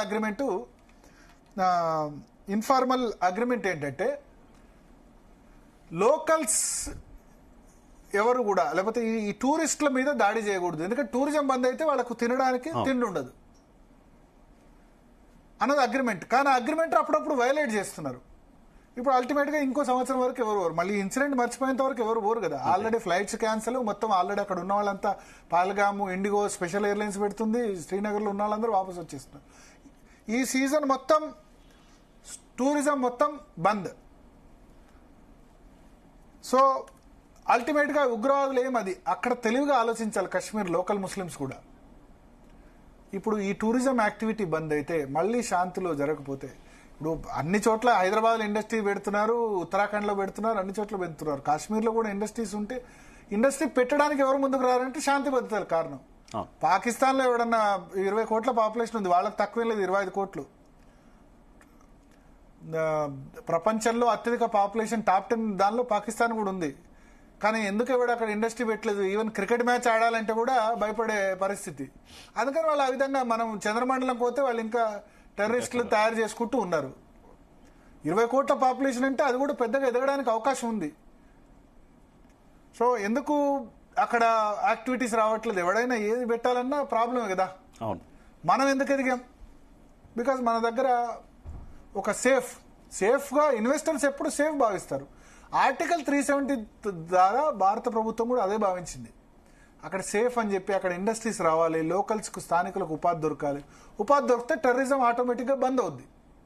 ఇప్పుడు నేను ఒక ఎగ్జాంపుల్ చెప్తాను. మనతో పాటు నేషనలిస్ట్ హబ్ అధినేత సాయి గారు కూడా జాయిన్ అయ్యారు. ఆయన ప్రశ్నలు అడిగే ముందు నేను ఒక ఎగ్జాంపుల్ చెప్తాను. మావోయిజం, నక్సలిజం చాలా ప్రబలంగా తెలంగాణలో ఉండేది ఒకప్పుడు. కానీ ఎప్పుడైతే ఈ కమ్యూనికేషన్ ఏర్పడి చదువుకున్న తర్వాత, ఇప్పుడు నేను కరీంనగర్, ఉమ్మడి కరీంనగర్ జిల్లా నుంచి వచ్చాను, ధర్మపురి మా నేటివ్ ప్లేస్. మా పక్కనే బీర్పూర్ ముప్పాళ్ల లక్ష్మణరావు, ఇవాళ మావోయిస్ట్ పార్టీ అధినేత, గణపతి స్వగ్రామం. 90s లో ఆయన సొంతూరు పక్కనే మాకు 10 కిలోమీటర్ల దూరం. మా కరీంనగర్ జిల్లా అంటే మందుపాత్రలు, మావోయిస్టులకు పేరు. కరీంనగర్ జిల్లా మావోయిస్ట్ నక్సల్స్ ఉన్నంత వరకు ఏ విధంగా ఉండేది, ఇవాళ ఏ విధంగా డెవలప్ అయింది. ఎప్పుడైతే నక్సల్స్ తగ్గిపోయారో, అక్కడ చదువు వచ్చిందో, చదువుకోవడం అన్నది జరిగిందో, వరి పంటలు ఇవాళ నెంబర్ 1 ఉమ్మడి కరీంనగర్ జిల్లా అగ్రికల్చర్ పరంగా. ప్రతి ఇంటికో సాఫ్ట్వేర్ ఇంజనీర్ అయ్యాడు. అప్పటి వరకు బొంబాయి, దుబాయ్, బొగ్గుబావి, ఈ 3 కరీంనగర్, నిజామాబాద్, ఆదిలాబాద్లో బొంబాయికి వలస వెళ్ళడము, లేకపోతే దుబాయ్కి వలస వెళ్ళడము, బొగ్గుబావి అంటే సింగరేణి తప్ప వేరే దిక్కు లేదు అనేది చదువుకోవడం వల్ల, లేకపోతే మావోయిస్ట్ ప్రభావం తగ్గడం వల్ల ఇవాళ చాలా మంది అక్కడ ఇన్కమ్ జనరేట్ అవుతుంది. కరీంనగర్ జిల్లా ఇప్పుడు రిచ్ జిల్లా అయిపోయింది. సో టెర్రరిజం, ఎక్స్ట్రీమిజం అన్నది కిల్ అయితే గనక ఈ కరీంనగర్, నిజామాబాద్, ఆదిలాబాద్ ఏ విధంగా డెవలప్ అయ్యాయో ఆ విధంగా డెవలప్ అయ్యేందుకు ఛాన్స్ ఉంటుంది. ఈ ఉగ్రవాదులు ఏం ఆలోచిస్తారంటే ఈ రీజన్స్ డెవలప్ కాకూడదు. పాత బస్తీ కూడా ఇప్పుడు హైదరాబాద్లో అంతా real estate best example. Best. పాత బస్తీలో రియల్ ఎస్టేట్ ఎట్లా ఉంది, ఇక్కడ ఎట్లా ఉంది? రియల్ ఎస్టేట్ పెరిగితే కనుక పాత బస్తీలో ల్యాండ్ వాల్యూ పెరిగితే ఎవరికి బెనిఫిట్ అవుద్ది? మెట్రో ఇప్పటి వరకు రానివ్వలేదు పాత బస్తీకి. మెట్రో వస్తే అక్కడ ముస్లిం చదువుకోవద్దు, అక్కడ చదువుకుంటే వాళ్ళు సంపాదిస్తే ఇవన్నీ మళ్ళీ ఈ భావన పోతుంది, మత భావన అన్నది పోతుంది అన్న ఉద్దేశంతో ఆ విధంగా చేస్తారు. సో సేమ్ కాశ్మీర్లో టెర్రరిస్టులు అదే గేమ్ ఆడుతున్నారు ఇవాళ. సో మనతో పాటు సాయి గారు జాయిన్ అయ్యారు. సాయి గారు, యా రైట్. సాయి గారు ఉన్నారా లైన్లో? సాయి గారు, ఎస్, మీకు ప్రైమా ఫేసి కారణం ఏం కనిపిస్తోంది నిన్న జరిగిన ఇన్సిడెంట్ లో? అంటే నాకు మీరు ఇందాక చెప్తున్నారు, నేను కొంచెం వింటున్నాను. యాక్చువల్లీ టూరిస్టులని అటాక్ చేయడము ఒకటి, టూరిస్టులని రాకుండా చేయడం అనేది ఒకటి సార్. రెండోది నాకు అనిపిస్తుంది అంటే పాకిస్తాన్ చాలా కష్టాల్లో ఉంది. సో ఈ టైంలో ఈ టెర్రర్ అటాక్స్ ఇవన్నీ ఒక అస్థిరత ఇవన్నీ నేపథ్యంలో అంటే నాకు కొంచెం ఎక్కువగా వెళ్ళి మనం ఆడుతున్నామో కానీ ఈ మధ్య కాలంలో జరుగుతున్న కొన్ని సిరీస్ ఆఫ్ ఇన్సిడెంట్స్ ఉన్నాయి. ఫర్ ఎగ్జాంపుల్ హమాస్ ఉగ్రవాదులు కొంతమంది పిఓజేకేలో మొన్న ఒక మీటింగ్ అటెండ్ అయ్యారు. సో వాళ్ళు కశ్మీర్ విషయంలో పాకిస్తాన్ కి సపోర్ట్ చేస్తామని హమాస్ చెప్పడం. అండ్ ఇంకోవైపు ఈ జేడీ వ్యాన్స్ పర్యటన భారతదేశంలో ఉండడం. అండ్ మొన్న మధ్యనే అంటే పాకిస్తాన్ పదే కొన్ని మెసేజెస్ ఇస్తుంది అనడానికి ఇది సంకేతాలు అని చెప్తున్నాను. సో హమాస్ ఒకటి, అండ్ మొన్న మధ్యనే కాశ్మీర్ వ్యాలీలో నస్రల్లా హిజ్బుల్లా నాయకుడు నస్రల్లా చనిపోయినప్పుడు కాశ్మీర్ లో ఒక ర్యాలీ జరిగింది. మొన్న మధ్యన టెర్రరిస్ట్ అటాక్స్ కొన్ని జరుగుతున్నాయి, జమ్మూ రీజియన్ లో జరుగుతున్నాయి అక్కడక్కడ. మొన్న మధ్యనే ఎదురు కాల్పుల్లో ఒక ముగ్గురు పోలీసులు చనిపోయారు కూడా. సో అండ్ పాకిస్తాన్ లో ఉన్న పరిస్థితి ఏమో అంత అనుకూలంగా లేదు, వాళ్ళు అటు బలూచిస్తాన్ ఇవన్నీ నడుస్తున్న టైంలో. So they want some sort of ఒక రిలీఫ్ ఆస్పెక్ట్ ఒకటి పాకిస్తాన్ కి కావాలి. అండ్ అందులో ఇండియా పట్ల ద్వేషంతోటే పాకిస్తాన్ ఉండే పరిస్థితి ప్రతి సందర్భంలో. మొన్న అసీం మునీర్ ఒక వారం క్రితమే ఒక స్టేట్మెంట్ ఇచ్చాడు, మాకు జగనల్ నర్వ్ లాంటిది కాశ్మీర్ అని చెప్పి. అంటే ఈ మన ఆయువు పట్టు లాంటిది అన్నట్టుగా ఒక తెలుగులో మనం తీసుకోవాలనుకుంటే. సో అట్లా ఇవన్నీ స్టేట్మెంట్స్ ఇవన్నీ చూస్తూ ఉంటే ఏదో ఒక రకంగా మనల్ని పించ్ చేసి మన పైన మనం చిరాకు కల్పించి మనము రివర్స్ దాడి చేస్తే అక్కడ కొంచెం పొలిటికల్ అన్సర్టీ నుంచి బయటపడాలి అని అనుకుంటున్నారు అనేది కూడా ఉంటుంది. మనం కొంచెం సీరియస్ గా పాకిస్తాన్ ఏం తీసుకోవట్లేదు ఈ మధ్య కాలంలో. ఓకే, చిన్న దేశం అన్నట్టుగానే వదిలేస్తున్నాం కదా. సో పాకిస్తాన్ ని సీరియస్ గా తీసుకునే విషయం ఇండియా సీరియస్ గా తీసుకుంటుంది అన్నప్పుడు పాకిస్తాన్ లో కొంత అన్సర్టనిటీ తగ్గుతుంది అని. సో అందుకే ఈసారి చూస్తే మీరు రెగ్యులర్ టెర్రరిస్ట్ అటాక్ లాగా లేదు, ఇది జనరల్ గా వచ్చినట్టుగా లేదు. ఎవరు మీరు హిందువులా కాదా అని అడిగి ఐడెంటిటీ చెక్ చేసి వాళ్ళని చంపడము అంటే ఒక క్లియర్ ఇండికేషన్. సో ఇది మళ్ళీ ఇంకోటి ఏమైందంటే రీసెంట్ గా FBI ఖలిస్తానీ అరెస్ట్ చేసింది అమెరికాలో. FBI డిక్లేర్ చేసింది ISI ఖలిస్తాన్ పని చేస్తున్నాయి. ఈ ఖలిస్తాన్ కోసం ISI అతన్ని ప్రేరేపించినట్టు వాళ్లకు డబ్బులు ఇస్తున్నట్టుగా FBI ప్రకటించింది. సో ఇప్పుడు నిన్న అమిత్ షాని చంపడానికి ప్లాన్ చేస్తున్నారనుకుంటున్నటువంటి ఒక ఇద్దరు ఖలిస్తానీ తీవ్రవాదుల్ని పంజాబ్ లో అరెస్ట్ చేశారు. ఏదో ఒక రకంగా అటు ఖలిస్తాన్ కావచ్చు, ఇటు బంగ్లాదేశ్ వ్యవహారం కావచ్చు, లేకపోతే ఈ నిందాక అన్నట్టుగా ఈ టెర్రరిస్ట్ అటాకులు కావచ్చు, ఏదో ఒక రకంగా Pakistan wants some attention from Bharat. So Bharat ఆ అటెన్షన్ సీరియస్ గా ఇస్తుంది అనేది తెలుసు వాళ్ళకు కూడా, చిన్న వాటిని ఊరుకోదు అని. సో సీరియస్ అటాక్ ఏదో జరిగితే గానీ ఇప్పుడు పాకిస్తాన్ కి ఏంటంటే అక్కడ సర్దుమణిగే అవకాశం లేదు అని నాకు కొంచెం లార్జర్ పిక్చర్ గా అట్లా కనబడుతుంది అంటున్నాను. ఓకే. సో ఒకటి నేను ఇంతకుముందు ఒక ఒపీనియన్ ఎక్స్ప్రెస్ చేశాను, ఏంటంటే అసలు కాశ్మీర్లో ఎందుకు ఎన్నికలు జరగాలి, ఎందుకు అక్కడ ప్రభుత్వం ఉండాలి, పర్మనెంట్ గా కేంద్రపాలిత ప్రాంతం ఉంటే నష్టం ఏంది? మనకు అండమాన్ నికోబార్ ఉంది, లక్షద్వీపుల్లో కేంద్రపాలిత ప్రాంతం ఉంది, ఎందుకు అక్కడ ఇప్పుడు ఒమర్ అబ్దుల్లా, మహబూబా ముఫ్తీ ప్రభుత్వం ఉంటే వచ్చే లాభం ఏంటి? ఎట్లాగో వాళ్ళ ప్రభుత్వాలు ఏర్పడతాయి జమ్మూ కాశ్మీర్ లో. ఎందుకంటే 47 సీట్స్ 90 సీట్లకు 43 Jammu region Hindu dominated area, 43 సీట్లు ముస్లిం డామినేటెడ్ ఏరియా, 97% ముస్లిం ఉన్న చోట 47 సీట్లు ఉన్నాయి. అక్కడ అధికారంలోకి కాంగ్రెస్ కానీ బీజేపీ కానీ రావు. సో మహబూబా ముఫ్తీ అండ్ ఒమర్ అబ్దుల్లా ఇద్దరు సాఫ్ట్ టువర్డ్స్ టెర్రరిస్ట్ కదా. అవును, కరెక్ట్ కరెక్ట్. సో అక్కడ వాళ్ళే అధికారంలో ఉంటే వాళ్ళు సాఫ్ట్ ఉన్నప్పుడు రాష్ట్ర పోలీసులు వాళ్ళ చేతిలో ఉన్నారు. ఇప్పుడు కేంద్ర బలగాలకి అక్కడ పూర్తి అక్కడ జియోగ్రఫికల్ మీద అవగాహన ఉండదు కదా. అవును సో అది చూపించాల్సింది వాళ్లే కదా. అవును. ఇప్పుడు సుప్రీంకోర్టు మొన్న ఆర్టికల్ 370 రద్దు చేసిన తర్వాత జడ్జిమెంట్ మీరు సాధ్యమైనంత త్వరగా ఎన్నికలు పెట్టండి అని చెప్పింది. ఓకే, ఇంకో 5 సంవత్సరాలు కేంద్రపాలిత ప్రాంతం ఉంటే నష్టమైంది. 5 సంవత్సరాలు కదా, అసలు పర్మనెంట్ గా ఉంటే నష్టమైంది. మన దేశంలో 7 రాష్ట్రాలు 7 కేంద్రపాలిత ప్రాంతాలు ఉన్నాయి. సరే, ఢిల్లీ, పుదుచ్చేరి లాంటి ప్రాంతాల్లో అసెంబ్లీ ఉండి కేంద్రపాలిత ప్రాంతం ఉన్నాయి. బట్ అండమాన్ నికోబార్ దీవులు, లక్షద్వీపులు, దాద్రా నగర్ హవేలీ ఇవి పర్మనెంట్ కేంద్రపాలిత ప్రాంతాలు. ఇది లడక్ కాకుండా జమ్మూ కాశ్మీర్ ను అసెంబ్లీ లేకుండా పర్మనెంట్ కేంద్రపాలిత ప్రాంతం చేస్తే నష్టం ఏంది? కేంద్రం చేతిలో ఉండాల్సిన లొకేషన్ కదా అది. Correct correct. నేను యాక్చువల్లీ మీరు చెప్పింది నిజంగా ఐ అప్రిషియేట్ యూ భరత్ గారు. మీరు నిజంగా చాలా మంచి లైన్ తీసుకొని మీరు మీ ఒపీనియన్ చెప్పారు. నిజంగా అంటే అది సొల్యూషన్ అంటున్నాను. నా పాయింట్ ఒకటి చెప్తాను. యాక్చువల్లీ మన దగ్గర ప్రాబ్లం ఏంటంటే అండి, ఈ డెమోక్రటిక్ ప్రాసెస్ లో అక్కడ ఎన్నికైన ప్రభుత్వాలు అనే మాట ఉన్నంత కాలము ఈ సమస్య నడుస్తూనే ఉంది. మీరు చెప్పింది 100%. డెమోక్రసీ అన్నది చూడండి, ఇప్పుడు ఇటువంటి చోట ప్రజాస్వామ్యం అవతల వాడు చంపుతున్నా మేము ప్రజాస్వామ్యం అంటే ఆ తర్వాత శిక్ష వేద్దామంటే కాదు కదా. వాడు ఆలోపు 26 మందిని చంపేశాడు.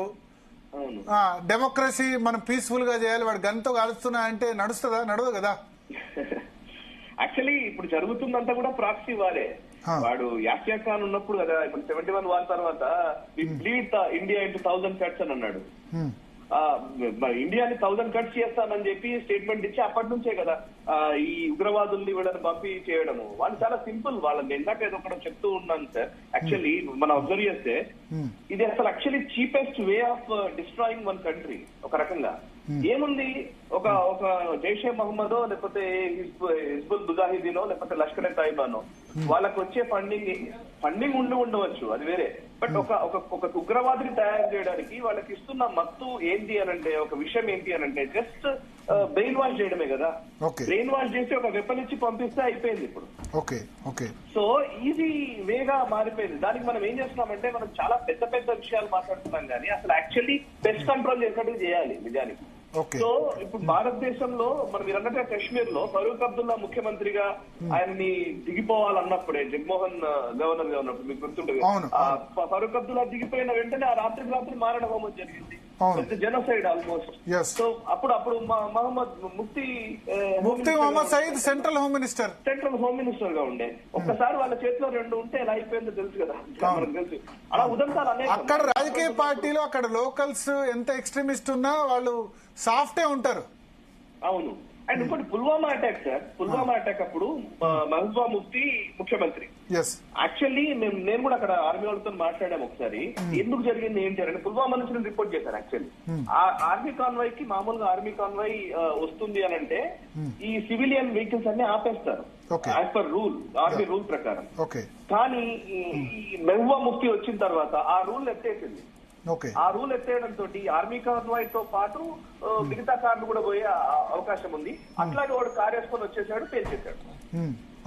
సింపుల్. మహబూబా ముఫ్తీ తీసుకున్న ఒక నిర్ణయం వల్ల పుల్వామాలో అంతమందిని మనం కోల్పోవాల్సి వచ్చింది.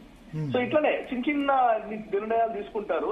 ఇప్పుడు లైక్ ఆఫ్స్పా ఉంది వాళ్ళకి, armed forces special protection act ప్రకారం అక్కడ డైరెక్ట్ గా ఎవరైనా సరే ట్రెస్పాస్ చేశారంటే చంపేయచ్చు, అంటే ఫైర్ చేయొచ్చు. ఇప్పుడు ఆఫ్స్పా విషయంలో పెద్ద లొల్లి మన పార్లమెంట్. అది ఉండాలండి. సాయుధ దళాల ప్రత్యేక అధికారుల చట్టం లేకపోతే ఎట్లా వాళ్ళు పనిచేస్తారు? ఇప్పుడు ఎవరైతే దీన్ని వ్యతిరేకిస్తున్నారో ఆ కమ్యూనిస్టులు, లేకపోతే వాళ్ళు ఏం ఆర్మీకి ప్రత్యేక బలగాల చట్టం లేకపోతే ఎట్లా వాళ్ళు కూడా పనిచేయాలి కదా. అవును. నేను అక్కడ ఒక అనంతనాగ్ లో సార్, యాక్చువల్లీ అనంతనాగ్ లో అక్కడ ఒక గుడిలో ఉంటారు ఆర్మీ బేస్ క్యాంప్. ఆయన చాలా సింపుల్ గా చెప్తున్నాడు. మొన్ననే ఒకడు వచ్చాడు, బైక్ మీద వచ్చాడు, ఇట్లా ఒక గ్రెనేడ్ వేసాడు, వెళ్ళిపోయాడు. ఒక్కొక్క ఆర్మీ అధికారి వాళ్ళకి అది అలవాటు అయిపోయింది, నిత్యకృత్యం అయిపోయింది. కొన్ని రిపోర్ట్ అవుతున్నాయి, కొన్ని రిపోర్ట్ అవ్వట్లే. వాడేమో స్టోన్ పెయింటింగ్ చేస్తాడు, జస్ట్ ఒక రాయి పట్టుకుంటాడు, కొట్టేస్తాడు. లేకపోతే పెల్లెట్ గన్స్, మనం పెల్లెట్ గన్స్ వాడినా మనకు తప్పు అయిపోయిన పరిస్థితి. పార్లమెంట్ అట్టుడికాయి కదా చాలా సార్లు. సో మీరు అన్నట్టుగా ఈ సాఫ్ట్ దాని ఏమంటారు, సాఫ్ట్ కార్నర్ తో ఇట్లాంటి వాటిని డీల్ చేయడం అనేది కుదరదు. అండ్ ఈ సెక్యులర్ యాంగిల్ చాలా సార్లు సాఫ్ట్ డీల్ చేసి ఇక్కడికి వచ్చింది. యూపీఏ ప్రభుత్వం సరే, యూపీఏ ప్రభుత్వం చర్చలు జరిపి మధ్యవర్తి అసలు వీళ్ళు ఎందుకు స్టోన్ పెయింటింగ్ చేస్తున్నారు, రాళ్ళు చేస్తున్నారు, ఆర్టికల్ 370 తర్వాతే సెటరేట్ అయింది. 4 ఏళ్ళు ఏం మూసుకొని కూర్చున్నారు. ఆర్టికల్ 370 గుర్తుంటది కదా అప్పుడు పార్లమెంట్ మొత్తం ముళ్ళ కంచె మధ్య కాశ్మీర్ అది ఇదని చెప్పిన సందర్భాలు ఉన్నాయి కదా. పార్లమెంటేరియన్ మేము ఎంపీలకు పోతాము అన్నారు. అంటే అదే టైంలో పోవాలా నువ్వు? కొన్ని రోజులు ఆగండి, ఇప్పుడు ఈ సిచ్యువేషన్ లో ఎందుకు వెళ్ళాలి అనేది క్వశ్చన్ వచ్చింది. తర్వాత ఏమైంది, ఒక 1 year ఆగితే G20 సమ్మిట్ పెట్టాము కాశ్మీర్ లో. G20 ప్రతినిధులు తీసుకెళ్ళాం, పర్యాటక ఈవెన్ కిషన్ రెడ్డి గారు అక్కడ హోస్ట్ చేసింది కూడా. అది నాకు తెలిసి ఈవెన్ రామ్ చరణ్ వెళ్ళారు దానికి. సో ప్రపంచానికి ఒక మంచి మెసేజ్ మనం ఒకవైపు ఇస్తూ ఉంటే భారతదేశము, ఇంకోవైపు మాత్రం ఈ చిల్లర రాజకీయాలతోటి మనమే ఆ కాశ్మీర్ లో ఈ అస్థిరతను క్రియేట్ చేస్తున్నామేమో అనిపిస్తుంది. మీరు అన్నది 100% కరెక్ట్. సాయి గారు ఒక్క నిమిషం లైన్ లో ఉండండి, మనతో పాటు స్టూడియోలో మీరు లైన్ లోనే ఉండండి. మనతో పాటు మామిడి గిరిధర్ గారు జాయిన్ అయ్యారు. గిరిధర్ గారు, సో వెరీ సాడ్, అంటే ఇటువంటి చర్చలు జరిపే పరిస్థితి మరోసారి రాకూడదు ఇటువంటి ఇష్యూస్ మీద. ఒకటి ప్రైమా ఫేసి మనకు ఒకటి మతం పేరు అడిగి చంపడం యూనిక్ కాన్సెప్ట్. ఇంతకుముందు బాంబ్ బ్లాస్ట్ చేసేవాళ్ళు, అప్పుడు బాంబ్ బ్లాస్ట్ చేసినప్పుడు ఏమనేవాళ్ళంటే ఉగ్రవాదానికి కులం లేదు, మతం లేదు అని మాట్లాడేవాళ్ళు. అంటే చనిపోయేది ముస్లిం చనిపోయారు, హిందువులు. ఇప్పుడు ఇది పేరు పెట్టి చూసి నువ్వు బొట్టు పెట్టుకున్నావా లేదా, లేకపోతే ఇస్లాంలో పలానా నువ్వు నిజంగా ముస్లిం అయితే పలా చదువు అని చెప్పి ప్రత్యక్ష సాక్షులు చెప్తున్నారు. సో కొత్త కొత్త మార్గాలు అవలంబిస్తున్నారు ఉగ్రవాదులు. మీకు మీ ప్రేక్షకులు అందరికీ నా నమస్కారాలండి. నెరేటివ్ వార్ అండి, ఇదంతా కూడా నెరేటివ్ వార్ ఒకటి. రెండవది, ఇది ఒక సివిలైజేషన్ యుద్ధం కింద మనం భావించాలి. వీళ్ళ అప్రోచ్ లో చాలా మార్పులు వచ్చినాయి. గతంలో ఓన్లీ వీళ్ళని టార్గెట్ చేసేవాళ్ళు, ఆర్మ్డ్ ఫోర్సెస్ ని మాత్రమే టార్గెట్ చేసేవాళ్ళు. సంవత్సరం నుంచి, ఇది ఈ రోజు పహల్గామ్ లో జరిగినటువంటి మొదటి ఘటన కాదు, సంవత్సరం నుంచి హిందువులను టార్గెట్ చేయడం మొదలుపెట్టారు. మనం చూస్తే కనుక శివకోరి నుంచి వైష్ణవదేవికి వెళ్తున్నటువంటి యాత్రికులని గత సంవత్సరం జూన్ లో టార్గెట్ చేశారు. జూన్ లో టార్గెట్ చేసి ఆల్మోస్ట్ 8-9 మంది చనిపోయారు దాంట్లో. అక్కడి నుంచి తీసుకొని జమ్మూలోనే మనకు దాడులు జరిగినాయి. దోడాలో కావచ్చు, లేదా మన కిష్ట్వర్లో కావచ్చు, లేదా మనకు కఠువాలో కావచ్చు, ఇటువంటి ప్రాంతాల్లో, అంటే జమ్మూ ప్రాంతాల్లో, అంటే పీర్ పంజల్ పర్వతాలకి దక్షిణాననే ఎక్కువ జరిగినాయి. కాశ్మీర్లో అస్సలు జరగలేదని నేను అనట్లేదు, కానీ ఆల్మోస్ట్ లేదని చెప్పాలి. ఇన్ఫిల్ట్రేషన్ కూడా అక్కడి నుంచి అవ్వట్లేదు. ఇన్ఫిల్ట్రేషన్ కూడా కంప్లీట్ గా జమ్మూ ప్రాంతం నుంచి అవుతుంది. ఇన్ఫాక్ట్ ఒక 6-7 నెలల క్రితం, మీకు గుర్తుందో లేదో నాకు తెలియదు, రజౌరి అడవుల ప్రాంతంలో వీళ్ళు చాలా కొంతమంది మూకలు వచ్చి అక్కడ వాళ్ళు బస చేశారు. వాళ్ళు అక్కడ మన వాళ్ళు వాళ్ళని టార్గెట్ చేద్దామని వెళ్తే కనుక ఆల్మోస్ట్ 1:5, 1:6 మన వాళ్ళు చనిపోయారు. ఒక టెర్రరిస్ట్ చంపడానికి 5-6 మంది మన సైనికులు చనిపోయారు. అసిమెట్రికల్ నంబర్స్ మనం చాలా మంది కోల్పోయాం అక్కడ. ఎందుకంటే అడవులలో వాళ్ళకి అడ్వాంటేజ్ ఉంది. మన డ్రోన్స్ ఇవన్నీ కూడా అక్కడ వెళ్ళలేవు. కింకారణ్యాల్లో మనం సిగ్నల్స్ రావు, అక్కడ వెళ్ళలేవు, చాలా ప్రాబ్లమ్స్ అవి. శాటిలైట్ ఇమేజెస్ మనకు దొరకలేదు. కాబట్టి ఇప్పుడు టాక్టిక్స్ మారాయి. నంబర్ 1, అడవులను వాడుకుంటున్నారు, ఊర్లలోకి రావట్లేదు. పహల్గామ్ ఊర్లో అటాక్ చేయలేదు. పహల్గామ్ నుంచి 5 కిలోమీటర్లు నడక బాటన వెళ్లిన వాళ్ళని టార్గెట్ చేశారు. గతంలో ఊర్లో కొట్టేవాళ్ళు, శ్రీనగర్ లో కొట్టేవాళ్ళు, లాల్ చౌక్ లో కొట్టేసారు. ఓన్లీ గుర్రాల ద్వారా జరుపుకోవచ్చు, లేకపోతే ట్రెక్కింగ్, గుర్రాలు కానీ నడిచి కానీ రెండే ఓన్లీ 2 ఆప్షన్స్. వెహికల్స్ లేవు అది. కాబట్టి సో దట్ సెక్యూరిటీ ఫోర్సెస్ కూడా తొందర రాలేవనా? అలా ఏం లేదు. ఇప్పుడు అమర్నాథ్ కి అలాగే నడిచి వెళ్తారు కదా, మరి అక్కడ సెక్యూరిటీ లేదా? సో అది వేరే అంశం. సెక్యూరిటీ ఉందా? నిన్న సెక్యూరిటీ ఎందుకు లేదా అనేది ఇప్పుడు ప్రశ్నించాలి మనం. ఉందా లేదా, ఉంటే వాళ్ళ రియాక్షన్ ఏంటి, వాళ్ళు వచ్చేంత వరకు వీళ్ళు ఆగారా, అంతకంటే ముందరే ఘటన జరిగిందా ఏంటి, ఇవన్నీ కూడా మ్యాటర్ ఆఫ్ ఇన్వెస్టిగేషన్. ఇంకా మనకేమి తెలియకుండా మనం దాని మీద కామెంట్ చేయకూడదు. కానీ అది అక్కడ ఉన్నటువంటి గుర్రం నడిపించేటువంటి వ్యక్తుల ఆ జీవనోపాధి కోసం వాళ్ళు రోడ్డు కట్టలేదు అక్కడ. ఓకే. అలాగే మనం చూస్తే ఈ రోజు పహల్గామ్, యాక్చువల్లీ పహల్గామ్ చాలా పెద్ద ఊరు, పెద్ద టూరిస్ట్ స్పాట్ అది. కానీ అక్కడ కార్లు మీకు ఒక దగ్గర రాగానే మీరు ఆపేయాలి, మీరు కారు. Okay. అక్కడ లోకల్ గా మీరు బేతాబ్ వ్యాలీ వెళ్లాలన్నా, ఇంకెక్కడికి తిరగాలన్నా, చందనవారి దాకా వెళ్లాలన్నా లోకల్ ట్యాక్సీ తీసుకోవాలి మీరు. ఓకే, అంటే వాళ్ళు ఒక మోనోపలి పెట్టుకున్నారు. ఇక్కడ ఎవరన్నా పర్యాటకులు వస్తే గనక వాళ్ళు మా కార్లే వాడాలి, మా గుర్రాలే వాడాలి, కాబట్టి మిగతా మీరేం వాడడానికి వీల్లేదు. అలా పెట్టారు వాళ్ళు, రెస్ట్రిక్షన్ పెట్టి దానికోసం పెట్టుకున్నారు.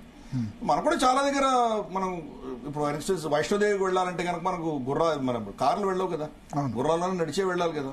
అటువంటి చాలా ప్రాంతాలు ఉన్నాయి మన దేశంలో. శివఖోరీలో కూడా మనకు ఆల్మోస్ట్ 10 కిలోమీటర్లు నడిచి వెళ్ళాలి. సో ప్రాబ్లం ఎక్కడొచ్చిందంటే కనుక దానివల్ల కాదు, మన గ్రిడ్ లో ఎక్కడో తేడా వచ్చింది. ఇవి మ్యాటర్ ఆఫ్ ఇన్వెస్టిగేషన్. అది ఎలా జరుగుతుంది, దాన్ని మన దగ్గర తప్పులు ఎక్కడ ఉన్నాయో అవి ఎలా బయటపడతాయి. బట్ అంతకంటే కీలకమైనది దీంట్లో ఏంటంటే కనుక ఈ ప్యాటర్న్ షిఫ్ట్ అయిందే, దాన్ని మనం గమనించాలి. ఒకటి, వాళ్ళు ఊర్లలో రావట్లేదు, అడవులలో వెళ్తున్నారు వాళ్ళు. 2, హిందువులను టార్గెట్ చేస్తున్నారు. కానీ ఇకో సిస్టమ్ మన దేశంలో దరిద్రం ఎలా దాపరించిందంటే, కనిమొഴി ట్వీట్ చూస్తే మీరు అక్కడ తమిళియన్స్ ఎవరో చనిపోయారు, వాళ్ళని మాకు కనిమొഴి కాదు, సారీ, మనకు సుప్రియా సూలే ట్వీట్ చేస్తుంది, ఫైరింగ్ ఇన్సిడెంట్ అంటుంది ఆవిడ. అంటే ఫైరింగ్ ఇన్సిడెంట్ ఏంటి, ఏదో కూర్చొని కాలుస్తే కనుక దాని ఎవరు కొంతమంది చనిపోయారు, అది ఫైరింగ్ ఇన్సిడెంట్, అది టార్గెటెడ్ హిందూ అటాక్. కానీ అది చెప్పడానికి వాళ్ళు సెక్యులరిజం అడ్డం వచ్చింది, వాళ్ళు ఓట్ బ్యాంక్ అడ్డం వచ్చింది. అంతే. మొన్న బెంగాల్లో అదే అడ్డం వచ్చింది. కరెక్ట్. ఇప్పుడు రాబర్ట్ వాడ్రా స్టేట్మెంట్ చూశాను నేను. ఆయన ఏమంటున్నాడు, ముస్లింస్ మీరు సతాయిస్తున్నారు కాబట్టి ఇటువంటి రియాక్షన్స్ వస్తాయంటున్నాడు. ఓట్ బ్యాంక్ పాలిటిక్స్ ఏ లెవెల్కి వెళ్ళాయో మనం అర్థం చేసుకోవచ్చు. లక్ష్మి అని ఒక ఆవిడ ఉంది, ఆవిడ కాంగ్రెస్ నేత. మన దీంట్లో ముస్లింలు సతాయించిన వాళ్ళని చంపండి, వీళ్ళేం చేశారు? సరే, ఆయన వాళ్ళ నెరేటివ్స్ నేను చెప్తున్నాను, ఎలా నెరేటివ్స్ వస్తున్నాయి. ఆయన అన్నదాన్ని జవాబు రావట్లేదు. ఎవరు సతాయించారు వాళ్ళ మీద అది నెరేటివ్. ఇంకా నెక్స్ట్ నెరేటివ్, లక్ష్మి అని ఒక ఆవిడ కాంగ్రెస్ లీడర్ తమిళనాడు నుంచి.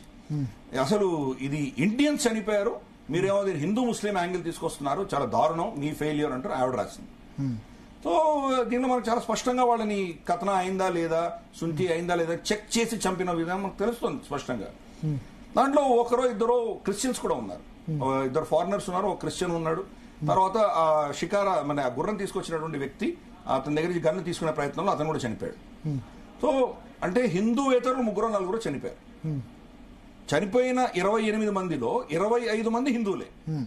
కానీ దాన్ని వీళ్ళు ఏం చిత్రీకరిస్తున్నారంటే ముస్లిమేతరులను చంపారు, హిందువులను టార్గెట్ చేయలేదు, ముస్లిం కాని వాళ్ళందరూ టార్గెట్ చేశారు. సో నెరేటివ్ ఎలా వీళ్ళు తయారు చేస్తున్నారో అర్థం. Narrative war, complete narrative war, vote bank narrative war. అదే కావాలి పాకిస్తాన్కి. వాళ్ళకి కవర్ ఫైర్ ఇచ్చినటువంటి వాళ్ళే కావాలి ఇక్కడ. ఇన్ఫాక్ట్ రాహుల్ గాంధీ ఇచ్చిన స్టేట్మెంట్స్ ని వాళ్ళ పార్లమెంట్ లో కోట్ చేశారు. పార్లమెంట్ లో చేసి వాళ్ళ లీడరే చెప్తున్నాడు, వాళ్ళ నేతనే చెప్తున్నాడు మాకేం సంబంధం లేదని. మనమేమో మన ఆర్మీ చీఫ్ ని సడక్కా గుండా అని చెప్పి కాంగ్రెస్ నేతలు చెప్తారు, లేదా సర్జికల్ స్ట్రైక్ అవుతే కనుక ఆర్మీని మాకు ఆధారాలు చూపించమని అడుగుతారు. మన దేశంలోనే మన లీడర్షిప్, మన పొలిటికల్ లీడర్షిప్ ఇలా ఉంటే మన పరిస్థితి ఏంటి? కానీ మనకేం చెప్పారు పెద్దలు, కొట్టుకునేటప్పుడు మీరు 100 మేము 5, కానీ శత్రువు వచ్చినప్పుడు మనం 105 మందిగా మనం పోరాటం చేయాలన్నటువంటి మన సంస్కృతి మనకు చెప్తుంది. బంగ్లాదేశ్ యుద్ధ సమయంలో వాజ్పేయి ఇందిరాగాంధీ దుర్గామాతగా కీర్తించి సపోర్ట్ చేశారు. ఆఫ్ కోర్స్ ఆయన అన్నారు లేదు కానీ, బట్ డెఫినెట్ గా సపోర్ట్ చేశారు. డెఫినెట్ గా మనం ఇందిరాగాంధీ గారికి ఫుల్ సపోర్ట్ ఇచ్చారు అప్పుడు వాళ్ళు. కానీ ఇప్పుడు వీళ్ళు దాంట్లో పాలిటిక్స్ ఎలా చేస్తున్నారో మనం చూస్తున్నాం. మనం అదే పాకిస్తాన్ కావాలి. మన సమాజంలో ఈ చీలికలు, మనలో ఉన్నటువంటి ఈ ఓట్ బ్యాంక్ పాలిటిక్స్ ని వాళ్ళు ఎక్స్ప్లాయిట్ చేస్తున్నారు. పైపెచ్చు ఇప్పుడు వక్ఫ్ చట్టానికి సంబంధించిన సవరణలు జరిగిన తర్వాత అది ఒక ముస్లిం ఓట్ బ్యాంక్ ని కన్సాలిడేట్, అంటే ఒక పోలరైజ్ చేసే దిశగా వాడుకోవడం. ఇక్కడ హిందువులను మాత్రమే చంపడం అన్నది ఈ భారతదేశంలో ఉన్న ముస్లింస్ కూడా సందేశం పంపిస్తున్నారు. ఓకే, మేము గజ్వా హిందీ చేయడానికి సిద్ధంగా ఉన్నాము. ఇటువంటి కానీ ఒకటి, ఇప్పుడు 2014 తర్వాత మోస్ట్లీ ఇప్పుడు ఇంతకుముందు ఉగ్రవాదం అన్నది బాంబ్ బ్లాస్ట్ ఏదో ఒక చోట 3 నెలల దగ్గర ఢిల్లీ, ముంబై, హైదరాబాద్, బెంగళూరు, జైపూర్ అన్ని చోట్ల జరుగుతూ ఉండేది, గౌహతి. ఇప్పుడు కాశ్మీర్ అనే మూలకు మాత్రమే పరిమితమైంది, పెద్ద మేజర్ అటాక్స్ జరగలేదు ఇండియన్ సిటీస్ లో మోడీ గవర్నమెంట్ వచ్చిన తర్వాత. ఇప్పుడు ఈ కాశ్మీర్ నుంచి కూడా అంతం కావాలంటే ఎట్లా? దీనికి నేను చెప్పాను కదా, సివిలైజేషన్ యుద్ధం. పాకిస్తాన్ అన్న దేశం ఉన్నంత వరకు మనకి దాడులు తప్పవు. మనకు ఒక్కొక్క దేశానికి ఒక్కొక్క డిఎన్ఏ ఉంటుంది. భారతదేశం డిఎన్ఏ ఏంటంటే మన స్టేటస్ కో దేశం. ఈ రోజు చైనా 20 కిలోమీటర్లు వచ్చాడంటే సరే ఇంకా అక్కడ ఆగిపోయింది, ఎందుకంటే రావుకు మనం ఏదో ఫ్రెండ్షిప్ చేసుకుందాం, ఇలా మనం గొడవలకు వద్దు అనుకున్నటువంటి దేశం మనది. స్టేటస్ కో, ఏ మార్పులు మనం చేయం, మార్పు లేకుండా ఉండాలి అని కోరుకునేటువంటి దేశం మనది. చైనా ఒక ఎక్స్పాన్షనిస్ట్ దేశం. ప్రతి సంవత్సరం ఎన్ని చదరపు కిలోమీటర్లు నేను కబ్జా చేసుకున్నాను, భూమి మీద సముద్రంలోన, అది వాడి నైజం. పాకిస్తాన్ నేచర్ ఏంటి? కానీ మరి పాకిస్తాన్ అనే దేశం అయితే ఉంటది కదా, ఉండకుండా ఏముండదు కదా. అక్కడికే వస్తున్నాను నేను. పాకిస్తాన్ అన్నది దేశం కానే కాదు, అది ఒక ఐడియాలజీ. ఐడియాలజీ ఏంటది? Negative ideology. వాళ్ళకంటూ ఐడెంటిటీ లేదు.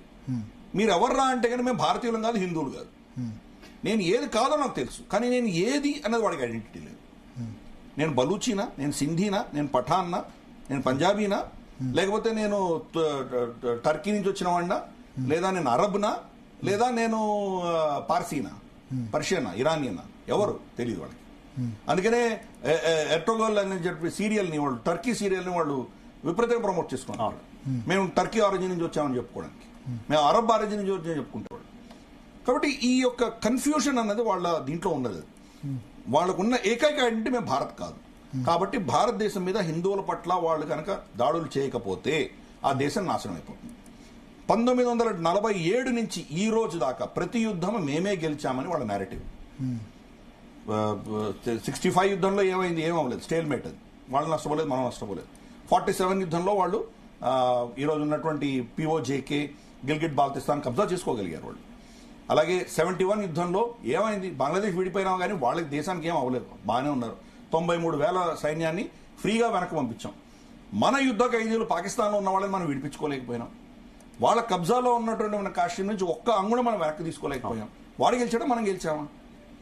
99 యుద్ధంలో కూడా వాడు వచ్చి అంత గొడవ చేస్తే, మొత్తం మన కార్గిల్ ప్రాంతం అంతా వాడు ఆక్యుపై చేస్తే, సౌరవ్ కాలియా లాంటి వాడిని అతి కిరాతకంగా చిత్రహింసలు పెట్టి చంపిన తర్వాత వాడికి ఏమైనా కేసు అయిందా వాడి మీద? వాడు ఏమైనా ఇంటర్నేషనల్ కోర్టులో వాడిని ఏమైనా మనం లాగామా? ఏం లాగలేదు, వెనక్కి వెళ్ళిపోయాడు. అంతే జరిగింది. దానికి పైపెచ్చి వాడు ఏం చేస్తున్నాడు? బిలియన్స్ ఆఫ్ డాలర్స్ అమెరికా నుంచి తీసుకున్నాడు. ప్రతిసారి భారతదేశం మీద వాడు ఏమైనా దుశ్చర్య చేశాడంటే వాడికి పైసలు వస్తున్నాయి.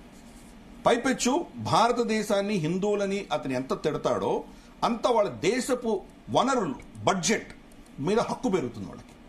కాబట్టి ఇది అర్థం చేసుకోవాలి. వాళ్ళ ఉనికి కోసం, వాళ్ళ సర్వైవల్ కోసం చేస్తుంది. ఈ రోజు అక్కడ ఆల్రెడీ ఖైబర్ పఖ్తూన్ఖ్వాలో టీటీపీ విలయతాండవం చేస్తోంది. అలాగే మనం చూస్తే ఇక్కడ బలూచిస్తాన్లో ఏం జరుగుతుందో మనం చూస్తున్నాం. మనం 3వ ఫ్రంట్ సింధ్ మొదలవుతోంది.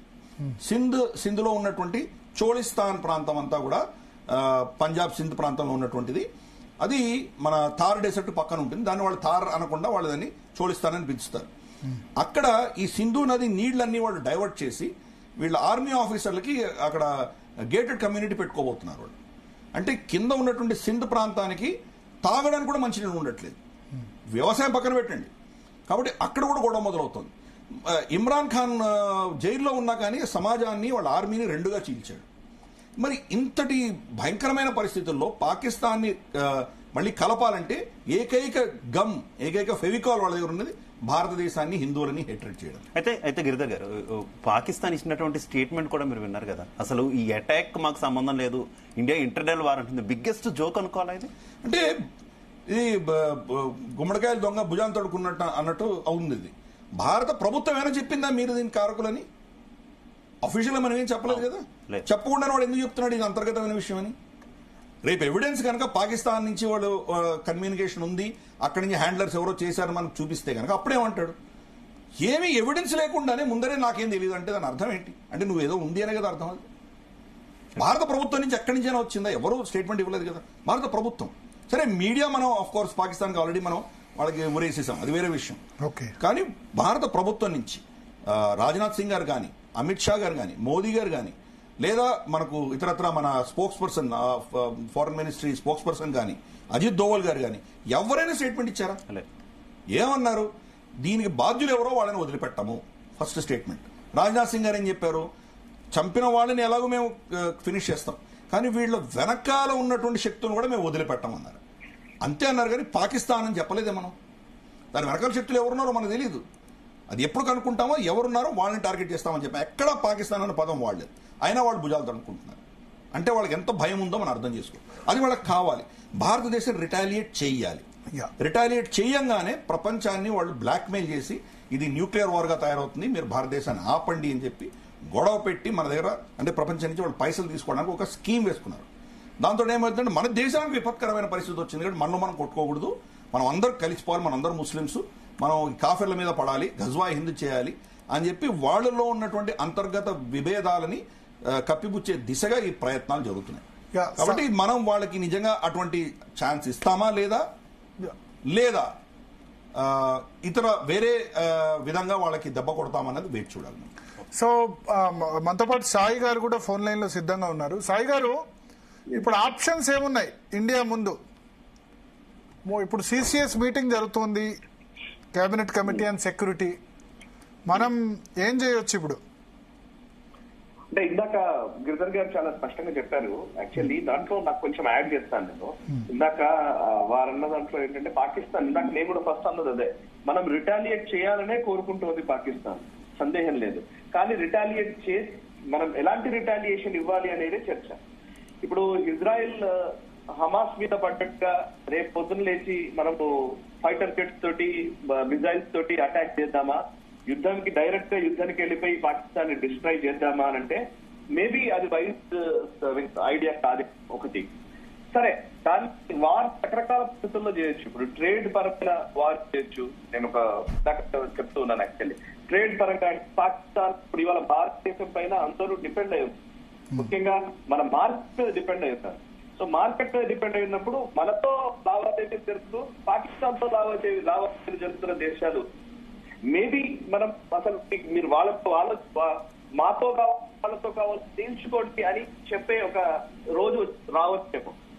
రెండోది మనకు ఏమైపోయిందంటే అండి, మేజర్ గా బార్డర్ ఏరియాస్ లో ఇంతకు ముందు షెల్లింగ్ విపరీతంగా ఉండేది. ఇప్పుడు ఈ మధ్య కాలంలో తగ్గింది.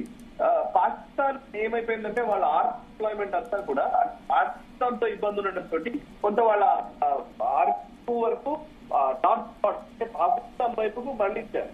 సో మన ఎల్ఓసి వైపు కొంత తగ్గించారు.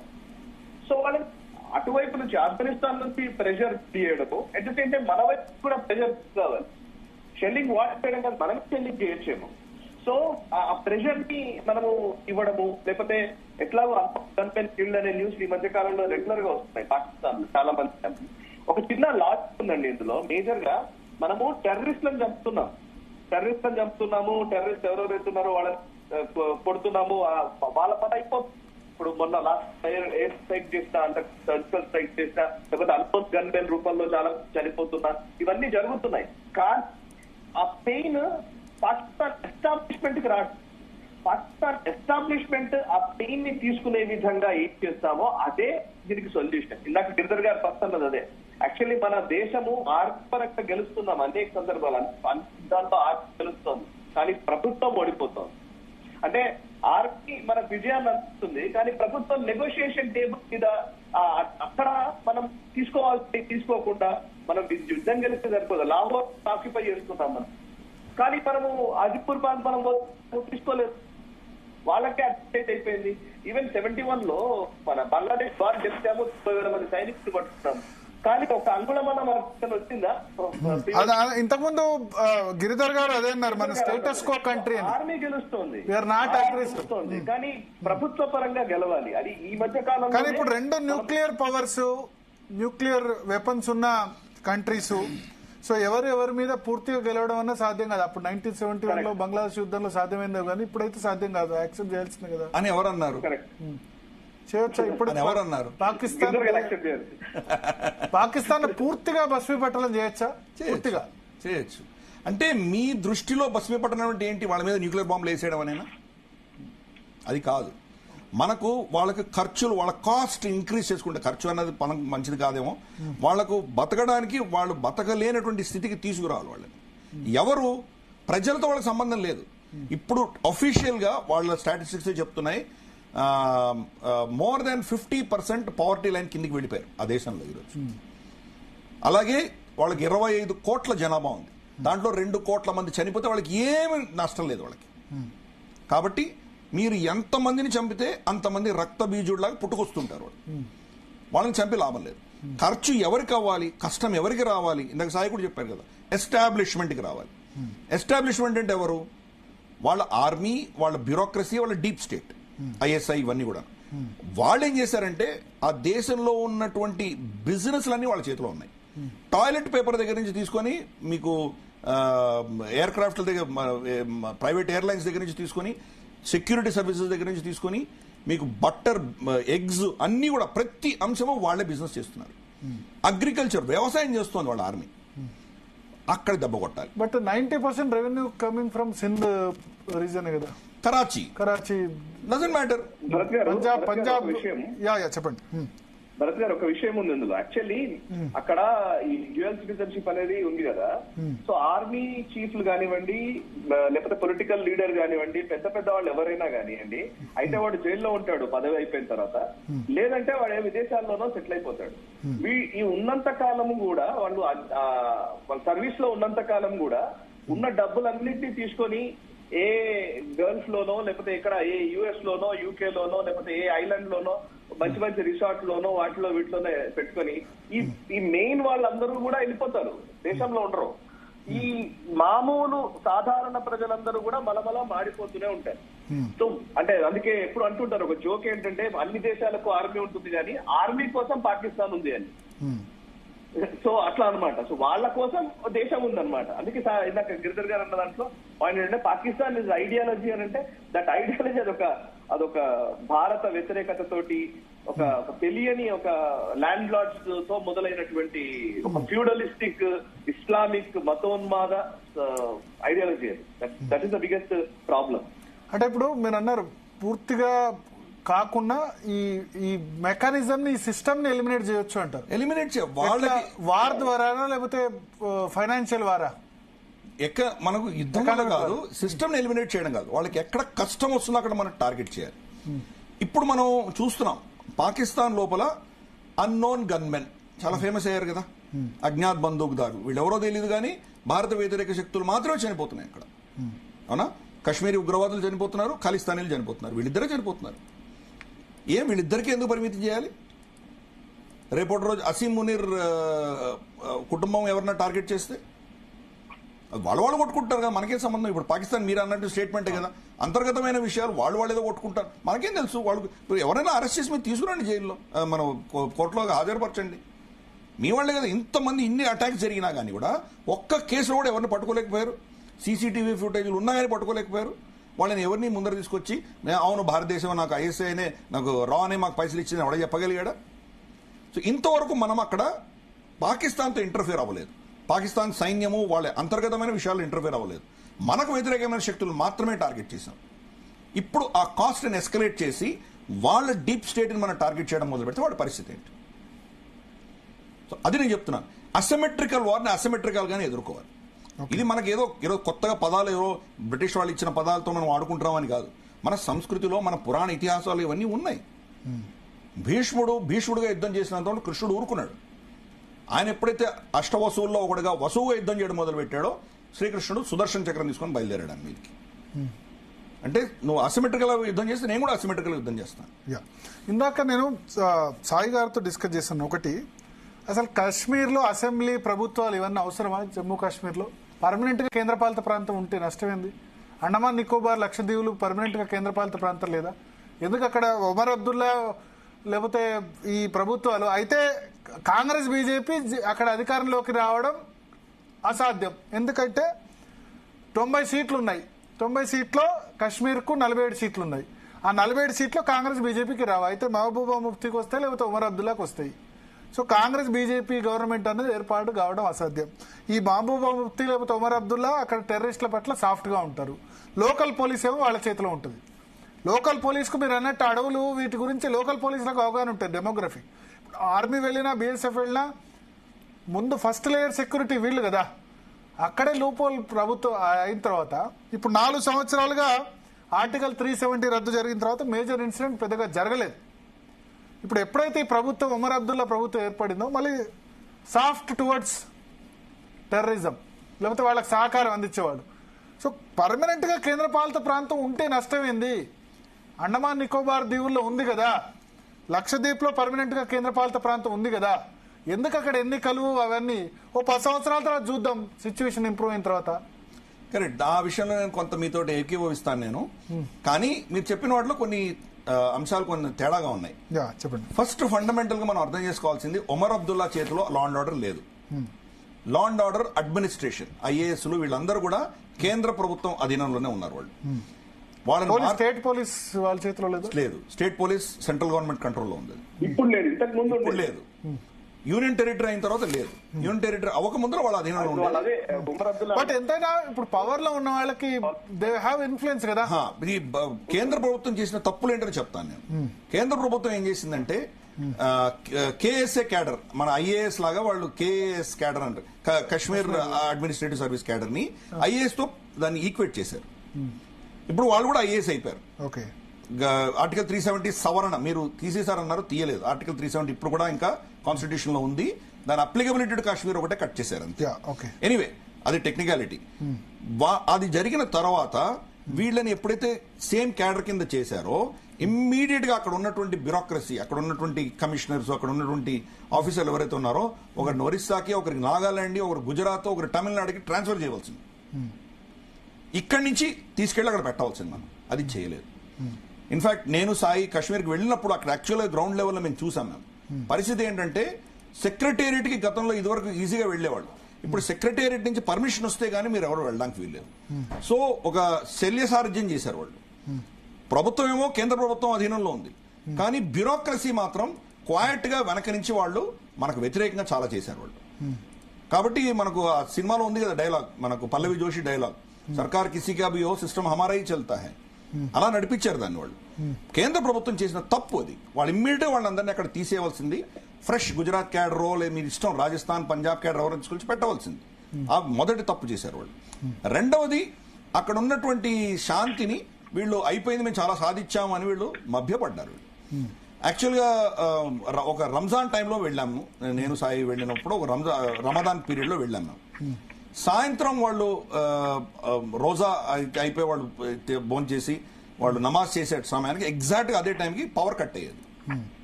పవర్ కట్ అయితే కనుక మోదీ కర్రాయ ముస్లింస్ సతాయించడానికి మోదీ చేస్తున్నాడు నెరేటివ్ బిల్డ్ అయింది అక్కడ.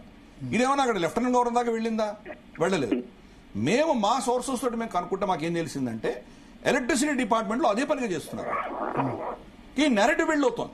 ఆయనకు తెలియదు లోడ్ షెడ్డింగ్ ఉంటుంది, ఎప్పుడో అయింది లోడ్ షెడ్డింగ్ అయింది, అంతా అయిపోయింది, ఎవ్రీథింగ్ ఇస్ ఫైన్ అనుకుంటున్నాడు ఆయన. బట్ మరి ఎవరికి తెలియకుండా ఈ నెరేటివ్స్ బిల్డ్ చేశారు. ఇన్ఫాక్ట్ ఆర్టికల్ 370 సవరణ అయిన తర్వాత ఒక జీవో వచ్చింది. ఆ జీవో ప్రకారం మీరు 11 ఏళ్లు కశ్మీర్లో ఉంటే కానీ మీరు అక్కడ భూమి కొనలేరు, మీకు ఉద్యోగాలు రావు. అంటే ఏంటి? ఆర్టికల్ 370 ఈ ఆర్డినెన్స్ రూపేణ వచ్చేసింది మళ్ళీ. అది బ్యూరోక్రసీ అంత పవర్ఫుల్ ఉంది. ఆ బ్యూరోక్రసీని ఇంకా ఎందుకు పోషించాం మనం? సో అది ఈ ప్రభుత్వం చేసిన మొదటి తప్పు. రెండవ తప్పు ఏంటంటే 2011లో జరిగినటువంటి సెన్సస్ ఆధారంగా డీలిమిటేషన్ చేశారు వాళ్ళు.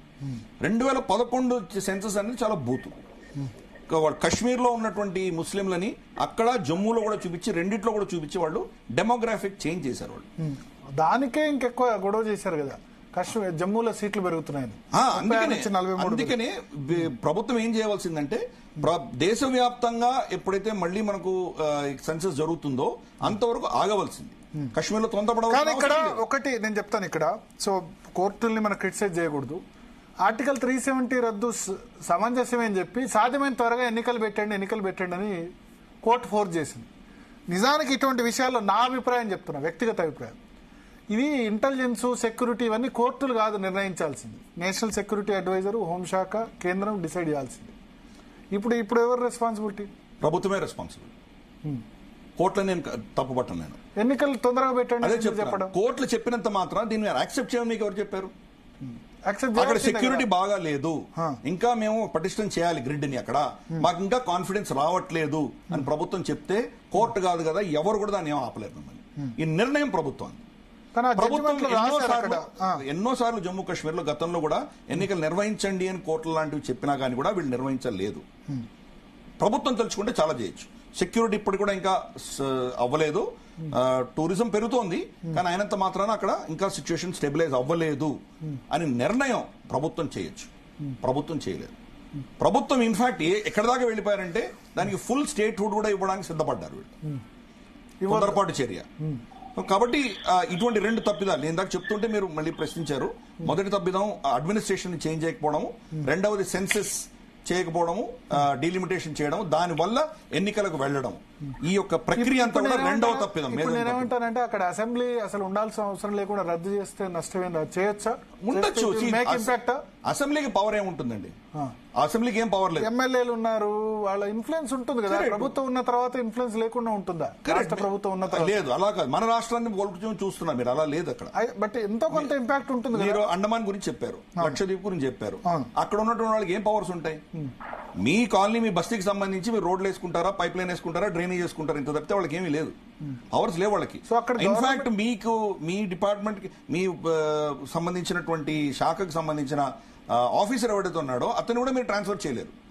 మీకు ఎటువంటి అధికారాలు లేవు. అదే కదా కేజ్రీవాల్ కి, లెఫ్టినెంట్ గవర్నర్ కి గొడవలు అవే కదా. మీ చేతిలోనే ఉన్నటువంటి పవర్స్ ని మీరే కోర్టు మీద నెపం మోపి నిర్ణయించింది మీరే. మీరు తలుచుకుంటే మీరు కండక్ట్ చేయకుండా పోయి ఉండొచ్చు. కానీ ఒక ఓవర్ కాన్ఫిడెన్స్ వెళ్ళిపోయారు. ఇంత పర్యాటకులు వస్తున్నారు, ఇంత అద్భుతంగా ఉంది, శాంతి వచ్చేసింది కాబట్టి ఇంకా నెక్స్ట్ స్టెప్ లో మనం ప్రపంచంలో మేము మొత్తం రెస్టార్ చేసామని చెప్పాలని మీరు తొందరపడ్డారు. ప్రభుత్వ వైఫల్యం ఇది.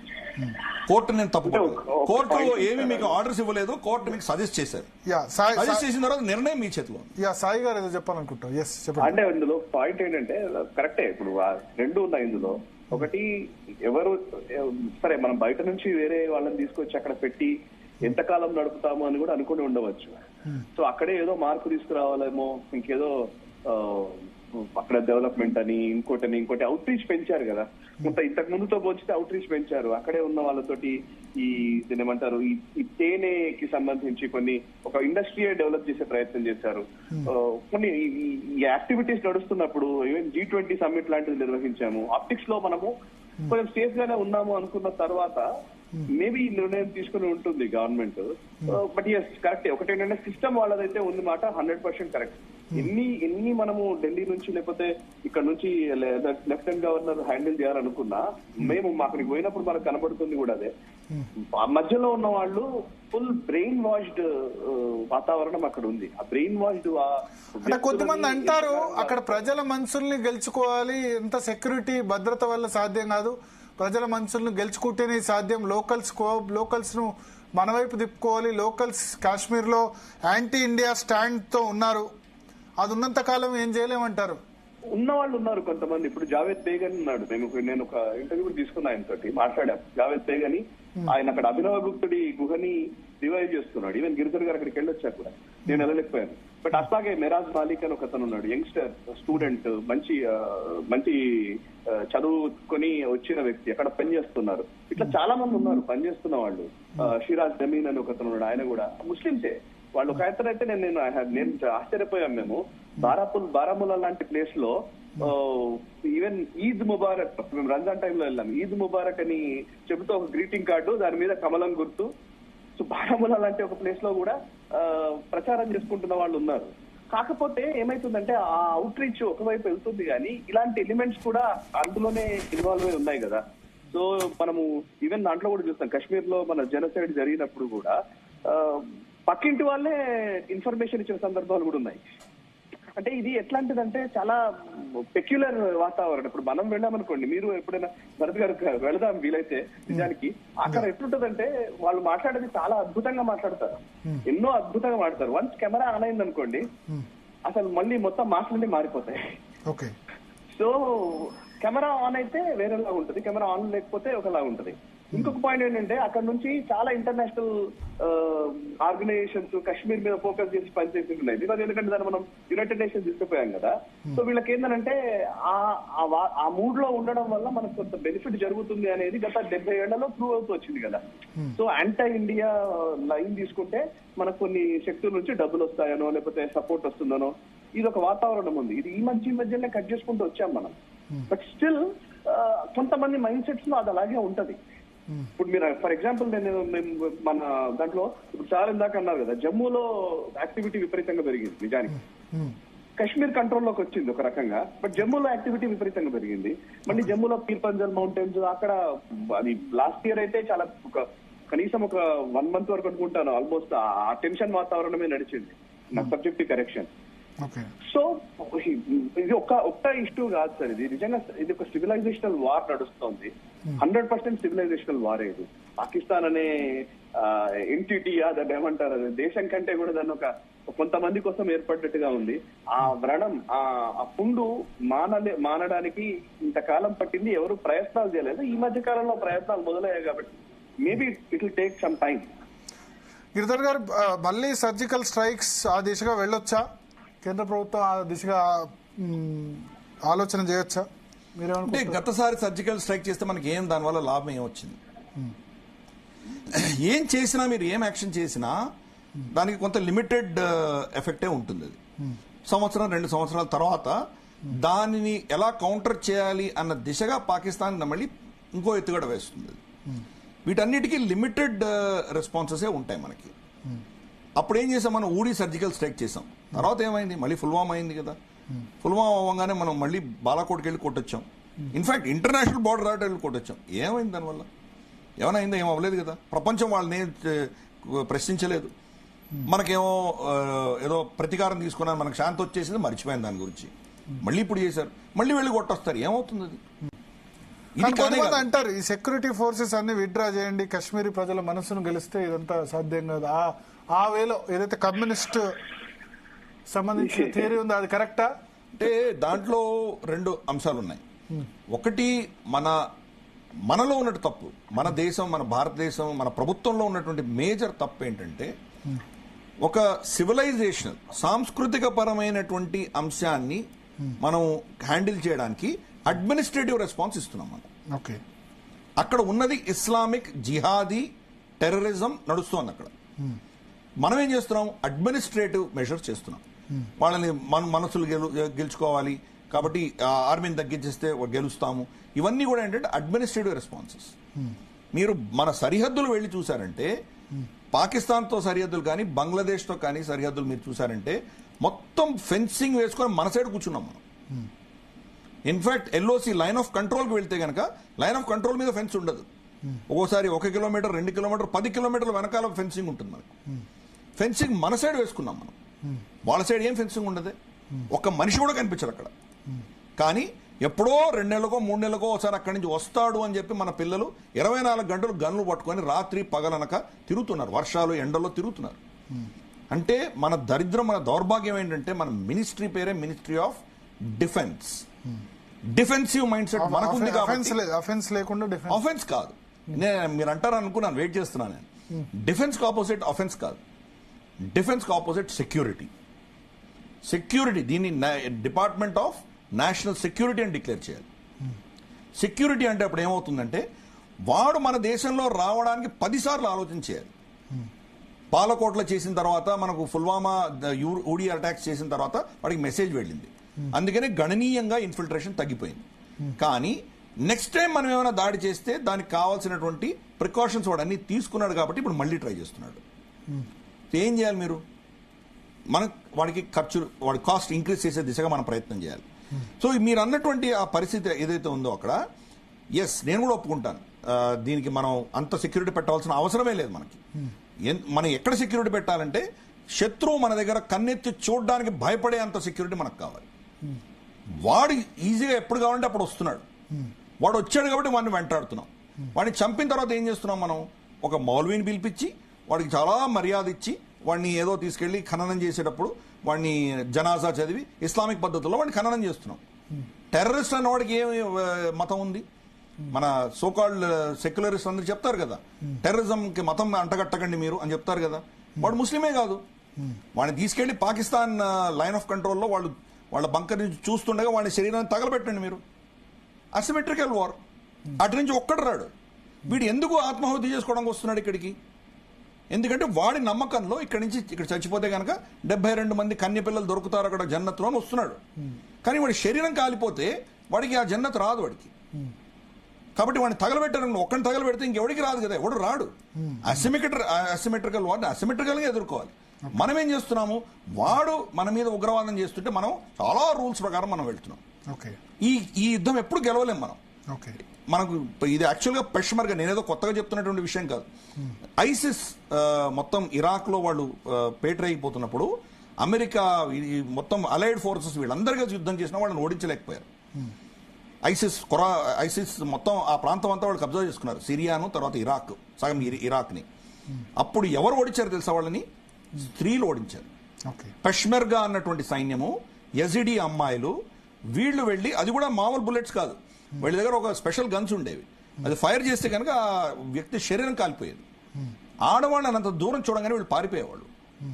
ఎందుకు? వాడికి ఆ 72 మంది కన్నెపిల్లలు దొరకదు కదా, అందుకని వాళ్ళు పారిపోయారు. సో అసిమెట్రికల్ వార్ అసిమెట్రికల్ గా యుద్ధం చేయాలి. సివిలైజేషన్ వాళ్ళని సివిలైజేషన్ గా యుద్ధం చేయాలి.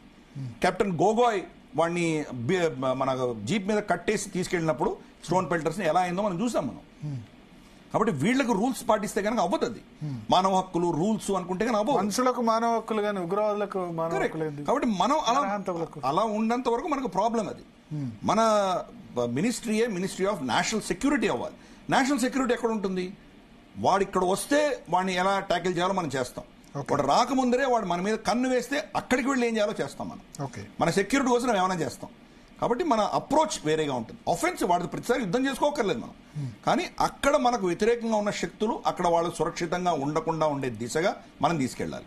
ఇప్పుడు ఆల్రెడీ మనం కొంత అచీవ్ చేశాం మనం, ఈ ప్రభుత్వం. అక్కడ ఉన్నటువంటి భారత వ్యతిరేక శక్తులందరినీ మనం టార్గెట్ చేయగలిగాం. భారత వ్యతిరేక శక్తులను తయారు చేస్తున్న వాళ్ళని టార్గెట్ చేయడం మొదలు పెట్టాలి ఇప్పుడు. ప్లస్ వాళ్ళ బిజినెస్లన్నీ దెబ్బ కొట్టాలి. కొన్ని ఇంపార్టెంట్ మనం ఏం చేయొచ్చు అంటే, పాకిస్తాన్కి ఎవరెవరు ఆయుధాలు అమ్ముతారో ఆ కంపెనీలన్నింటినీ మనం బ్లాక్ లిస్ట్ చేయాలి. ఎందుకంటే పాకిస్తాన్కి 100 రూపాయలు అమ్మితే మనకు 10,000 అమ్ముతాడు వాడు. ఒక్కసారి బ్యాన్ చేసామంటే వాడు 100 రూపాయల కోసం 10,000. అమెరికన్ కంపెనీసే కదా. అమెరికన్ కంపెనీస్ ఒకటి ఉన్నాయి, దాన్ని ఎలా హ్యాండిల్ చేయాలి అది కూడా చేస్తాం మనం. యూరోప్ నుంచి వస్తున్నాయి, ఇటలీ నుంచి వస్తున్నాయి, నెదర్లాండ్స్ నుంచి వస్తున్నాయి. ఇన్ఫాక్ట్ రాజ్నాథ్ సింగ్ గారు మన నెదర్లాండ్స్ చెప్పారు, మీరు వాళ్ళకి అమ్మకండి అని చెప్పారు. ఫ్రాన్స్ నుంచి వస్తున్నాయి, వాళ్ళకి ఎన్నో దేశాల నుంచి వస్తున్నాయి, వాళ్ళని బ్యాన్ చేయండి. చైనాని మీరు ఎలాగో బ్యాన్ చేయలేరు. చైనా తప్పటి సోర్స్ లేకుండా కట్ చేయడం అన్నది ఒక పద్ధతి. రెండవది, వాడికి వెళ్తున్నటువంటి ఆయిల్ ట్యాంకర్స్, పాకిస్తాన్కి సప్లై చేస్తున్నటువంటి ఆయిల్ ట్యాంకర్స్ ని మీరు బ్యాన్ చేయండి. పాకిస్తాన్కి సప్లై చేసే ఆయిల్ ట్యాంకర్స్ భారతదేశానికి రావడానికి వీల్లేదు. వాడు ఎన్ని బ్యారల్స్ కొంటాడు? మనలో 120th 130th కొంటాడు వాడు. వాడి వెళ్ళినటువంటి ట్యాంకర్స్ అన్ని కూడా భారతదేశంలో అడుగుపెట్టడానికి వీల్లేదు. కంపెనీలు బ్యాన్ చేయలేరు, ఎందుకంటే సౌదీ ట్యాంకర్స్ కూడా వెళ్ళొచ్చు, మనం చెప్పలేం. ఎప్పుడైతే ఇది చేస్తామో ఆటోమేటిక్ గా వాడికి ఒక ఫైనాన్షియల్ కాస్ట్ ఇంక్రీజ్ చేస్తాం. అప్పుడు ఆ ట్యాంకర్స్ అందరు ఏం చేస్తారు? మేము మీకే ఎక్స్క్లూజివ్ ఇవ్వాలి కాబట్టి మాకు భారతదేశంలో బిజినెస్ పోతోంది కాబట్టి మామూలుగా $5,000 తీసుకునేది మీ దగ్గర $50,000 తీసుకుంటామని మొదలు పెడతారు. ఆ దేశంలో పనిచేస్తున్న ఇన్సూరెన్స్ కంపెనీలు భారతదేశంలో బ్యాన్ చేయండి. ట్రంప్ ఏం చేస్తున్నాడు? వాళ్ళ ఎకానమీని అస్త్రంగా వాడుకుంటున్నాడు. మనము అదే చేయాలి. దాన్ని అస్త్రంగా చేసి వాళ్ళని ఐసోలేట్ చేసే పరిస్థితి మనం చేయాలి. ఖర్చులు వాళ్ళకి ఎప్పుడైతే గణనీయంగా పెరుగుతాయో అప్పుడు వాళ్ళు కాళ్ళబేరానికి వస్తారు. సపోజ్ మనం కనుక ఈ మెజర్స్ అన్ని తీసుకొని, ఇంకా కీలకమైంది సాయి కూడా చెప్పారు, అది మీరు గమనించారు లేదో, మన బార్డర్స్ లో మనం సీజ్ ఫైర్ ఉల్లంఘన మొదలు పెట్టాలి. మనం కంటిన్యూస్ గా సీజ్ ఫైర్, గతంలో ఉన్న సీజ్ ఫైర్ పక్కన పెట్టేసి కాల్పులు చేసుకుంటూ వెళ్ళాలి. ఇదివరకు మన సైన్యం ఏం చెప్పేదంటే ప్రపోర్షనేట్ అండ్ క్యాలిబరేటెడ్ రెస్పాన్స్ అనేవాళ్ళం. ఈ పదాలు వాడేవారు ఇంగ్లీష్లో. అంటే వాడు 10 బాంబులు వేస్తే మనం 10 వేసేవాళ్ళం. వాడు ఏదో చిన్న గ్రానైట్ లాంచర్ వేస్తే మనం గ్రానైట్ లాంచర్ వేసేవాళ్ళం. వాడు ఎంత ఫోర్స్ యూస్ చేశాడో మనం అంతనే వాడేవాళ్ళం, అంతకు మించి వాడేవాళ్ళం కాదు. దాని విపరీతంగా ఇప్పుడు మనం 2-3 కిలోమీటర్ల దూరంలో ఉన్నటువంటి వాడి క్యాంటన్మెంట్స్ మీదకి మనం 150 mm హోవిట్జర్ గన్ కొట్టండి. యుద్ధం చేయట్లేదు మీరు, కానీ వాడికి ఖర్చులు పెంచుతున్నారు. వాడి దగ్గర షెల్స్ కూడా లేవు. మన దగ్గర ఫైరింగ్ చేయడానికి అన్ని రోజులు షెల్స్ కూడా లేవు వాడి దగ్గర. దాసోహం అనక తప్పదు. దీని ఒక డాక్ట్రిన్ ఉంది, నో వార్ నో పీస్. యుద్ధం డిక్లేర్ చేయరు, కానీ వాడిని శాంతిగా ఉంచడానికి వీళ్ళు. ఇవి చేసినప్పుడు కాళ్ల బేరానికి వస్తాడు. Track to diplomacy back room ఛానల్లో మొత్తం మాట్లాడడానికి వస్తాడు. అప్పుడు మన కండిషన్ సింపుల్, వాళ్ళ ముగ్గురిని హ్యాండ్ ఓవర్ చేయండి అంటాం మనం. మసూద్ అజర్, దావుద్ ఇబ్రహీం, హఫీజ్ సయీద్ ముగ్గురిని హ్యాండ్ ఓవర్ చేయండి అని అడుగుతాం. ఓ 2 రోజుల్లో మనకి ఏం తెలుస్తుందంటే వీళ్ళు ముగ్గురిని ఎవరో అజ్ఞాత్ బంధువుదారు చంపేశారని వాళ్ళే అనౌన్స్ చేస్తారు. మనకి ఎవరు వాళ్ళు, కానీ వాళ్ళు చచ్చిపోతారు. ఇది ఒక టెంపరీ అచీవ్మెంట్. 1 సంవత్సరం 2 సంవత్సరాలు మనకు కొంత ఊరట కలుగుతుంది. దాని తర్వాత మళ్ళీ పాకిస్తాన్ చేస్తుంది. కాబట్టి పాకిస్తాన్ అన్న దేశాన్ని మీరు కంప్లీట్ గా ఆ ఐడియాలజీని దెబ్బ కొట్టనంత వరకు ఇవి మనకు తప్పవు. థ్యాంక్ యూ మామిడి గిరిధర్ గారు, సాయి గారు. సో మొత్తానికి ఇప్పుడు డెవలప్మెంట్ అయితే cabinet committee on security meeting అయిపోయింది కొద్దిసేపటి క్రితమే. సుదీర్ఘ సమావేశం జరిగింది. సమావేశం తర్వాత రక్షణ మంత్రి రాజ్నాథ్ సింగ్, తర్వాత విదేశాంగ మంత్రి జయశంకర్ ఇద్దరు కూడా బయటికి వెళ్లారు. కానీ ఇంకా నరేంద్ర మోడీ, అమిత్ షా, తర్వాత అజిత్ దోవల్ ముగ్గురు మధ్య మీటింగ్ మాత్రం కంటిన్యూ అవుతుంది. వాళ్ళిద్దరు మాత్రం బయటికి రాలేదు, Amit Shah, Ajit Doval. So something big ఏదో ప్లాన్ అయితే ఖచ్చితంగా జరుగుతుంది. ఎందుకంటే ఇంకా అజిత్ దోవల్, అమిత్ షా, నరేంద్ర మోడీ ముగ్గురు మధ్య కీలక సమావేశం జరుగుతుంది. ఎక్స్టర్నల్ అఫైర్స్ మినిస్ట్రీ అంటే విదేశాంగ మంత్రిత్వ శాఖ మరి కాసేపట్లో మీడియాకు బ్రీఫ్ చేయబోతుంది. అధికారికంగా సమాచారం కూడా వచ్చింది. విదేశాంగ మంత్రిత్వ శాఖ కాసేపట్లో మీడియా బ్రీఫింగ్ ఉంటుంది. Cabinet committee on security meeting నిర్ణయాల్ని అన్నీ అఫీషియల్గా అనౌన్స్ చేయరు, బట్ కేంద్ర కేబినెట్ కమిటీ ఆన్ సెక్యూరిటీ ఏ విధంగా స్పందిస్తుందన్న వెల్లడించే అవకాశం ఉంది. అనంతరాగ్ పోలీసులు 20 లక్షల రివార్డు ప్రకటించారు నిన్నటి అటాక్లో పాల్గొన్న వారికి సంబంధించిన సమాచారం అందిస్తే అని చెప్పి.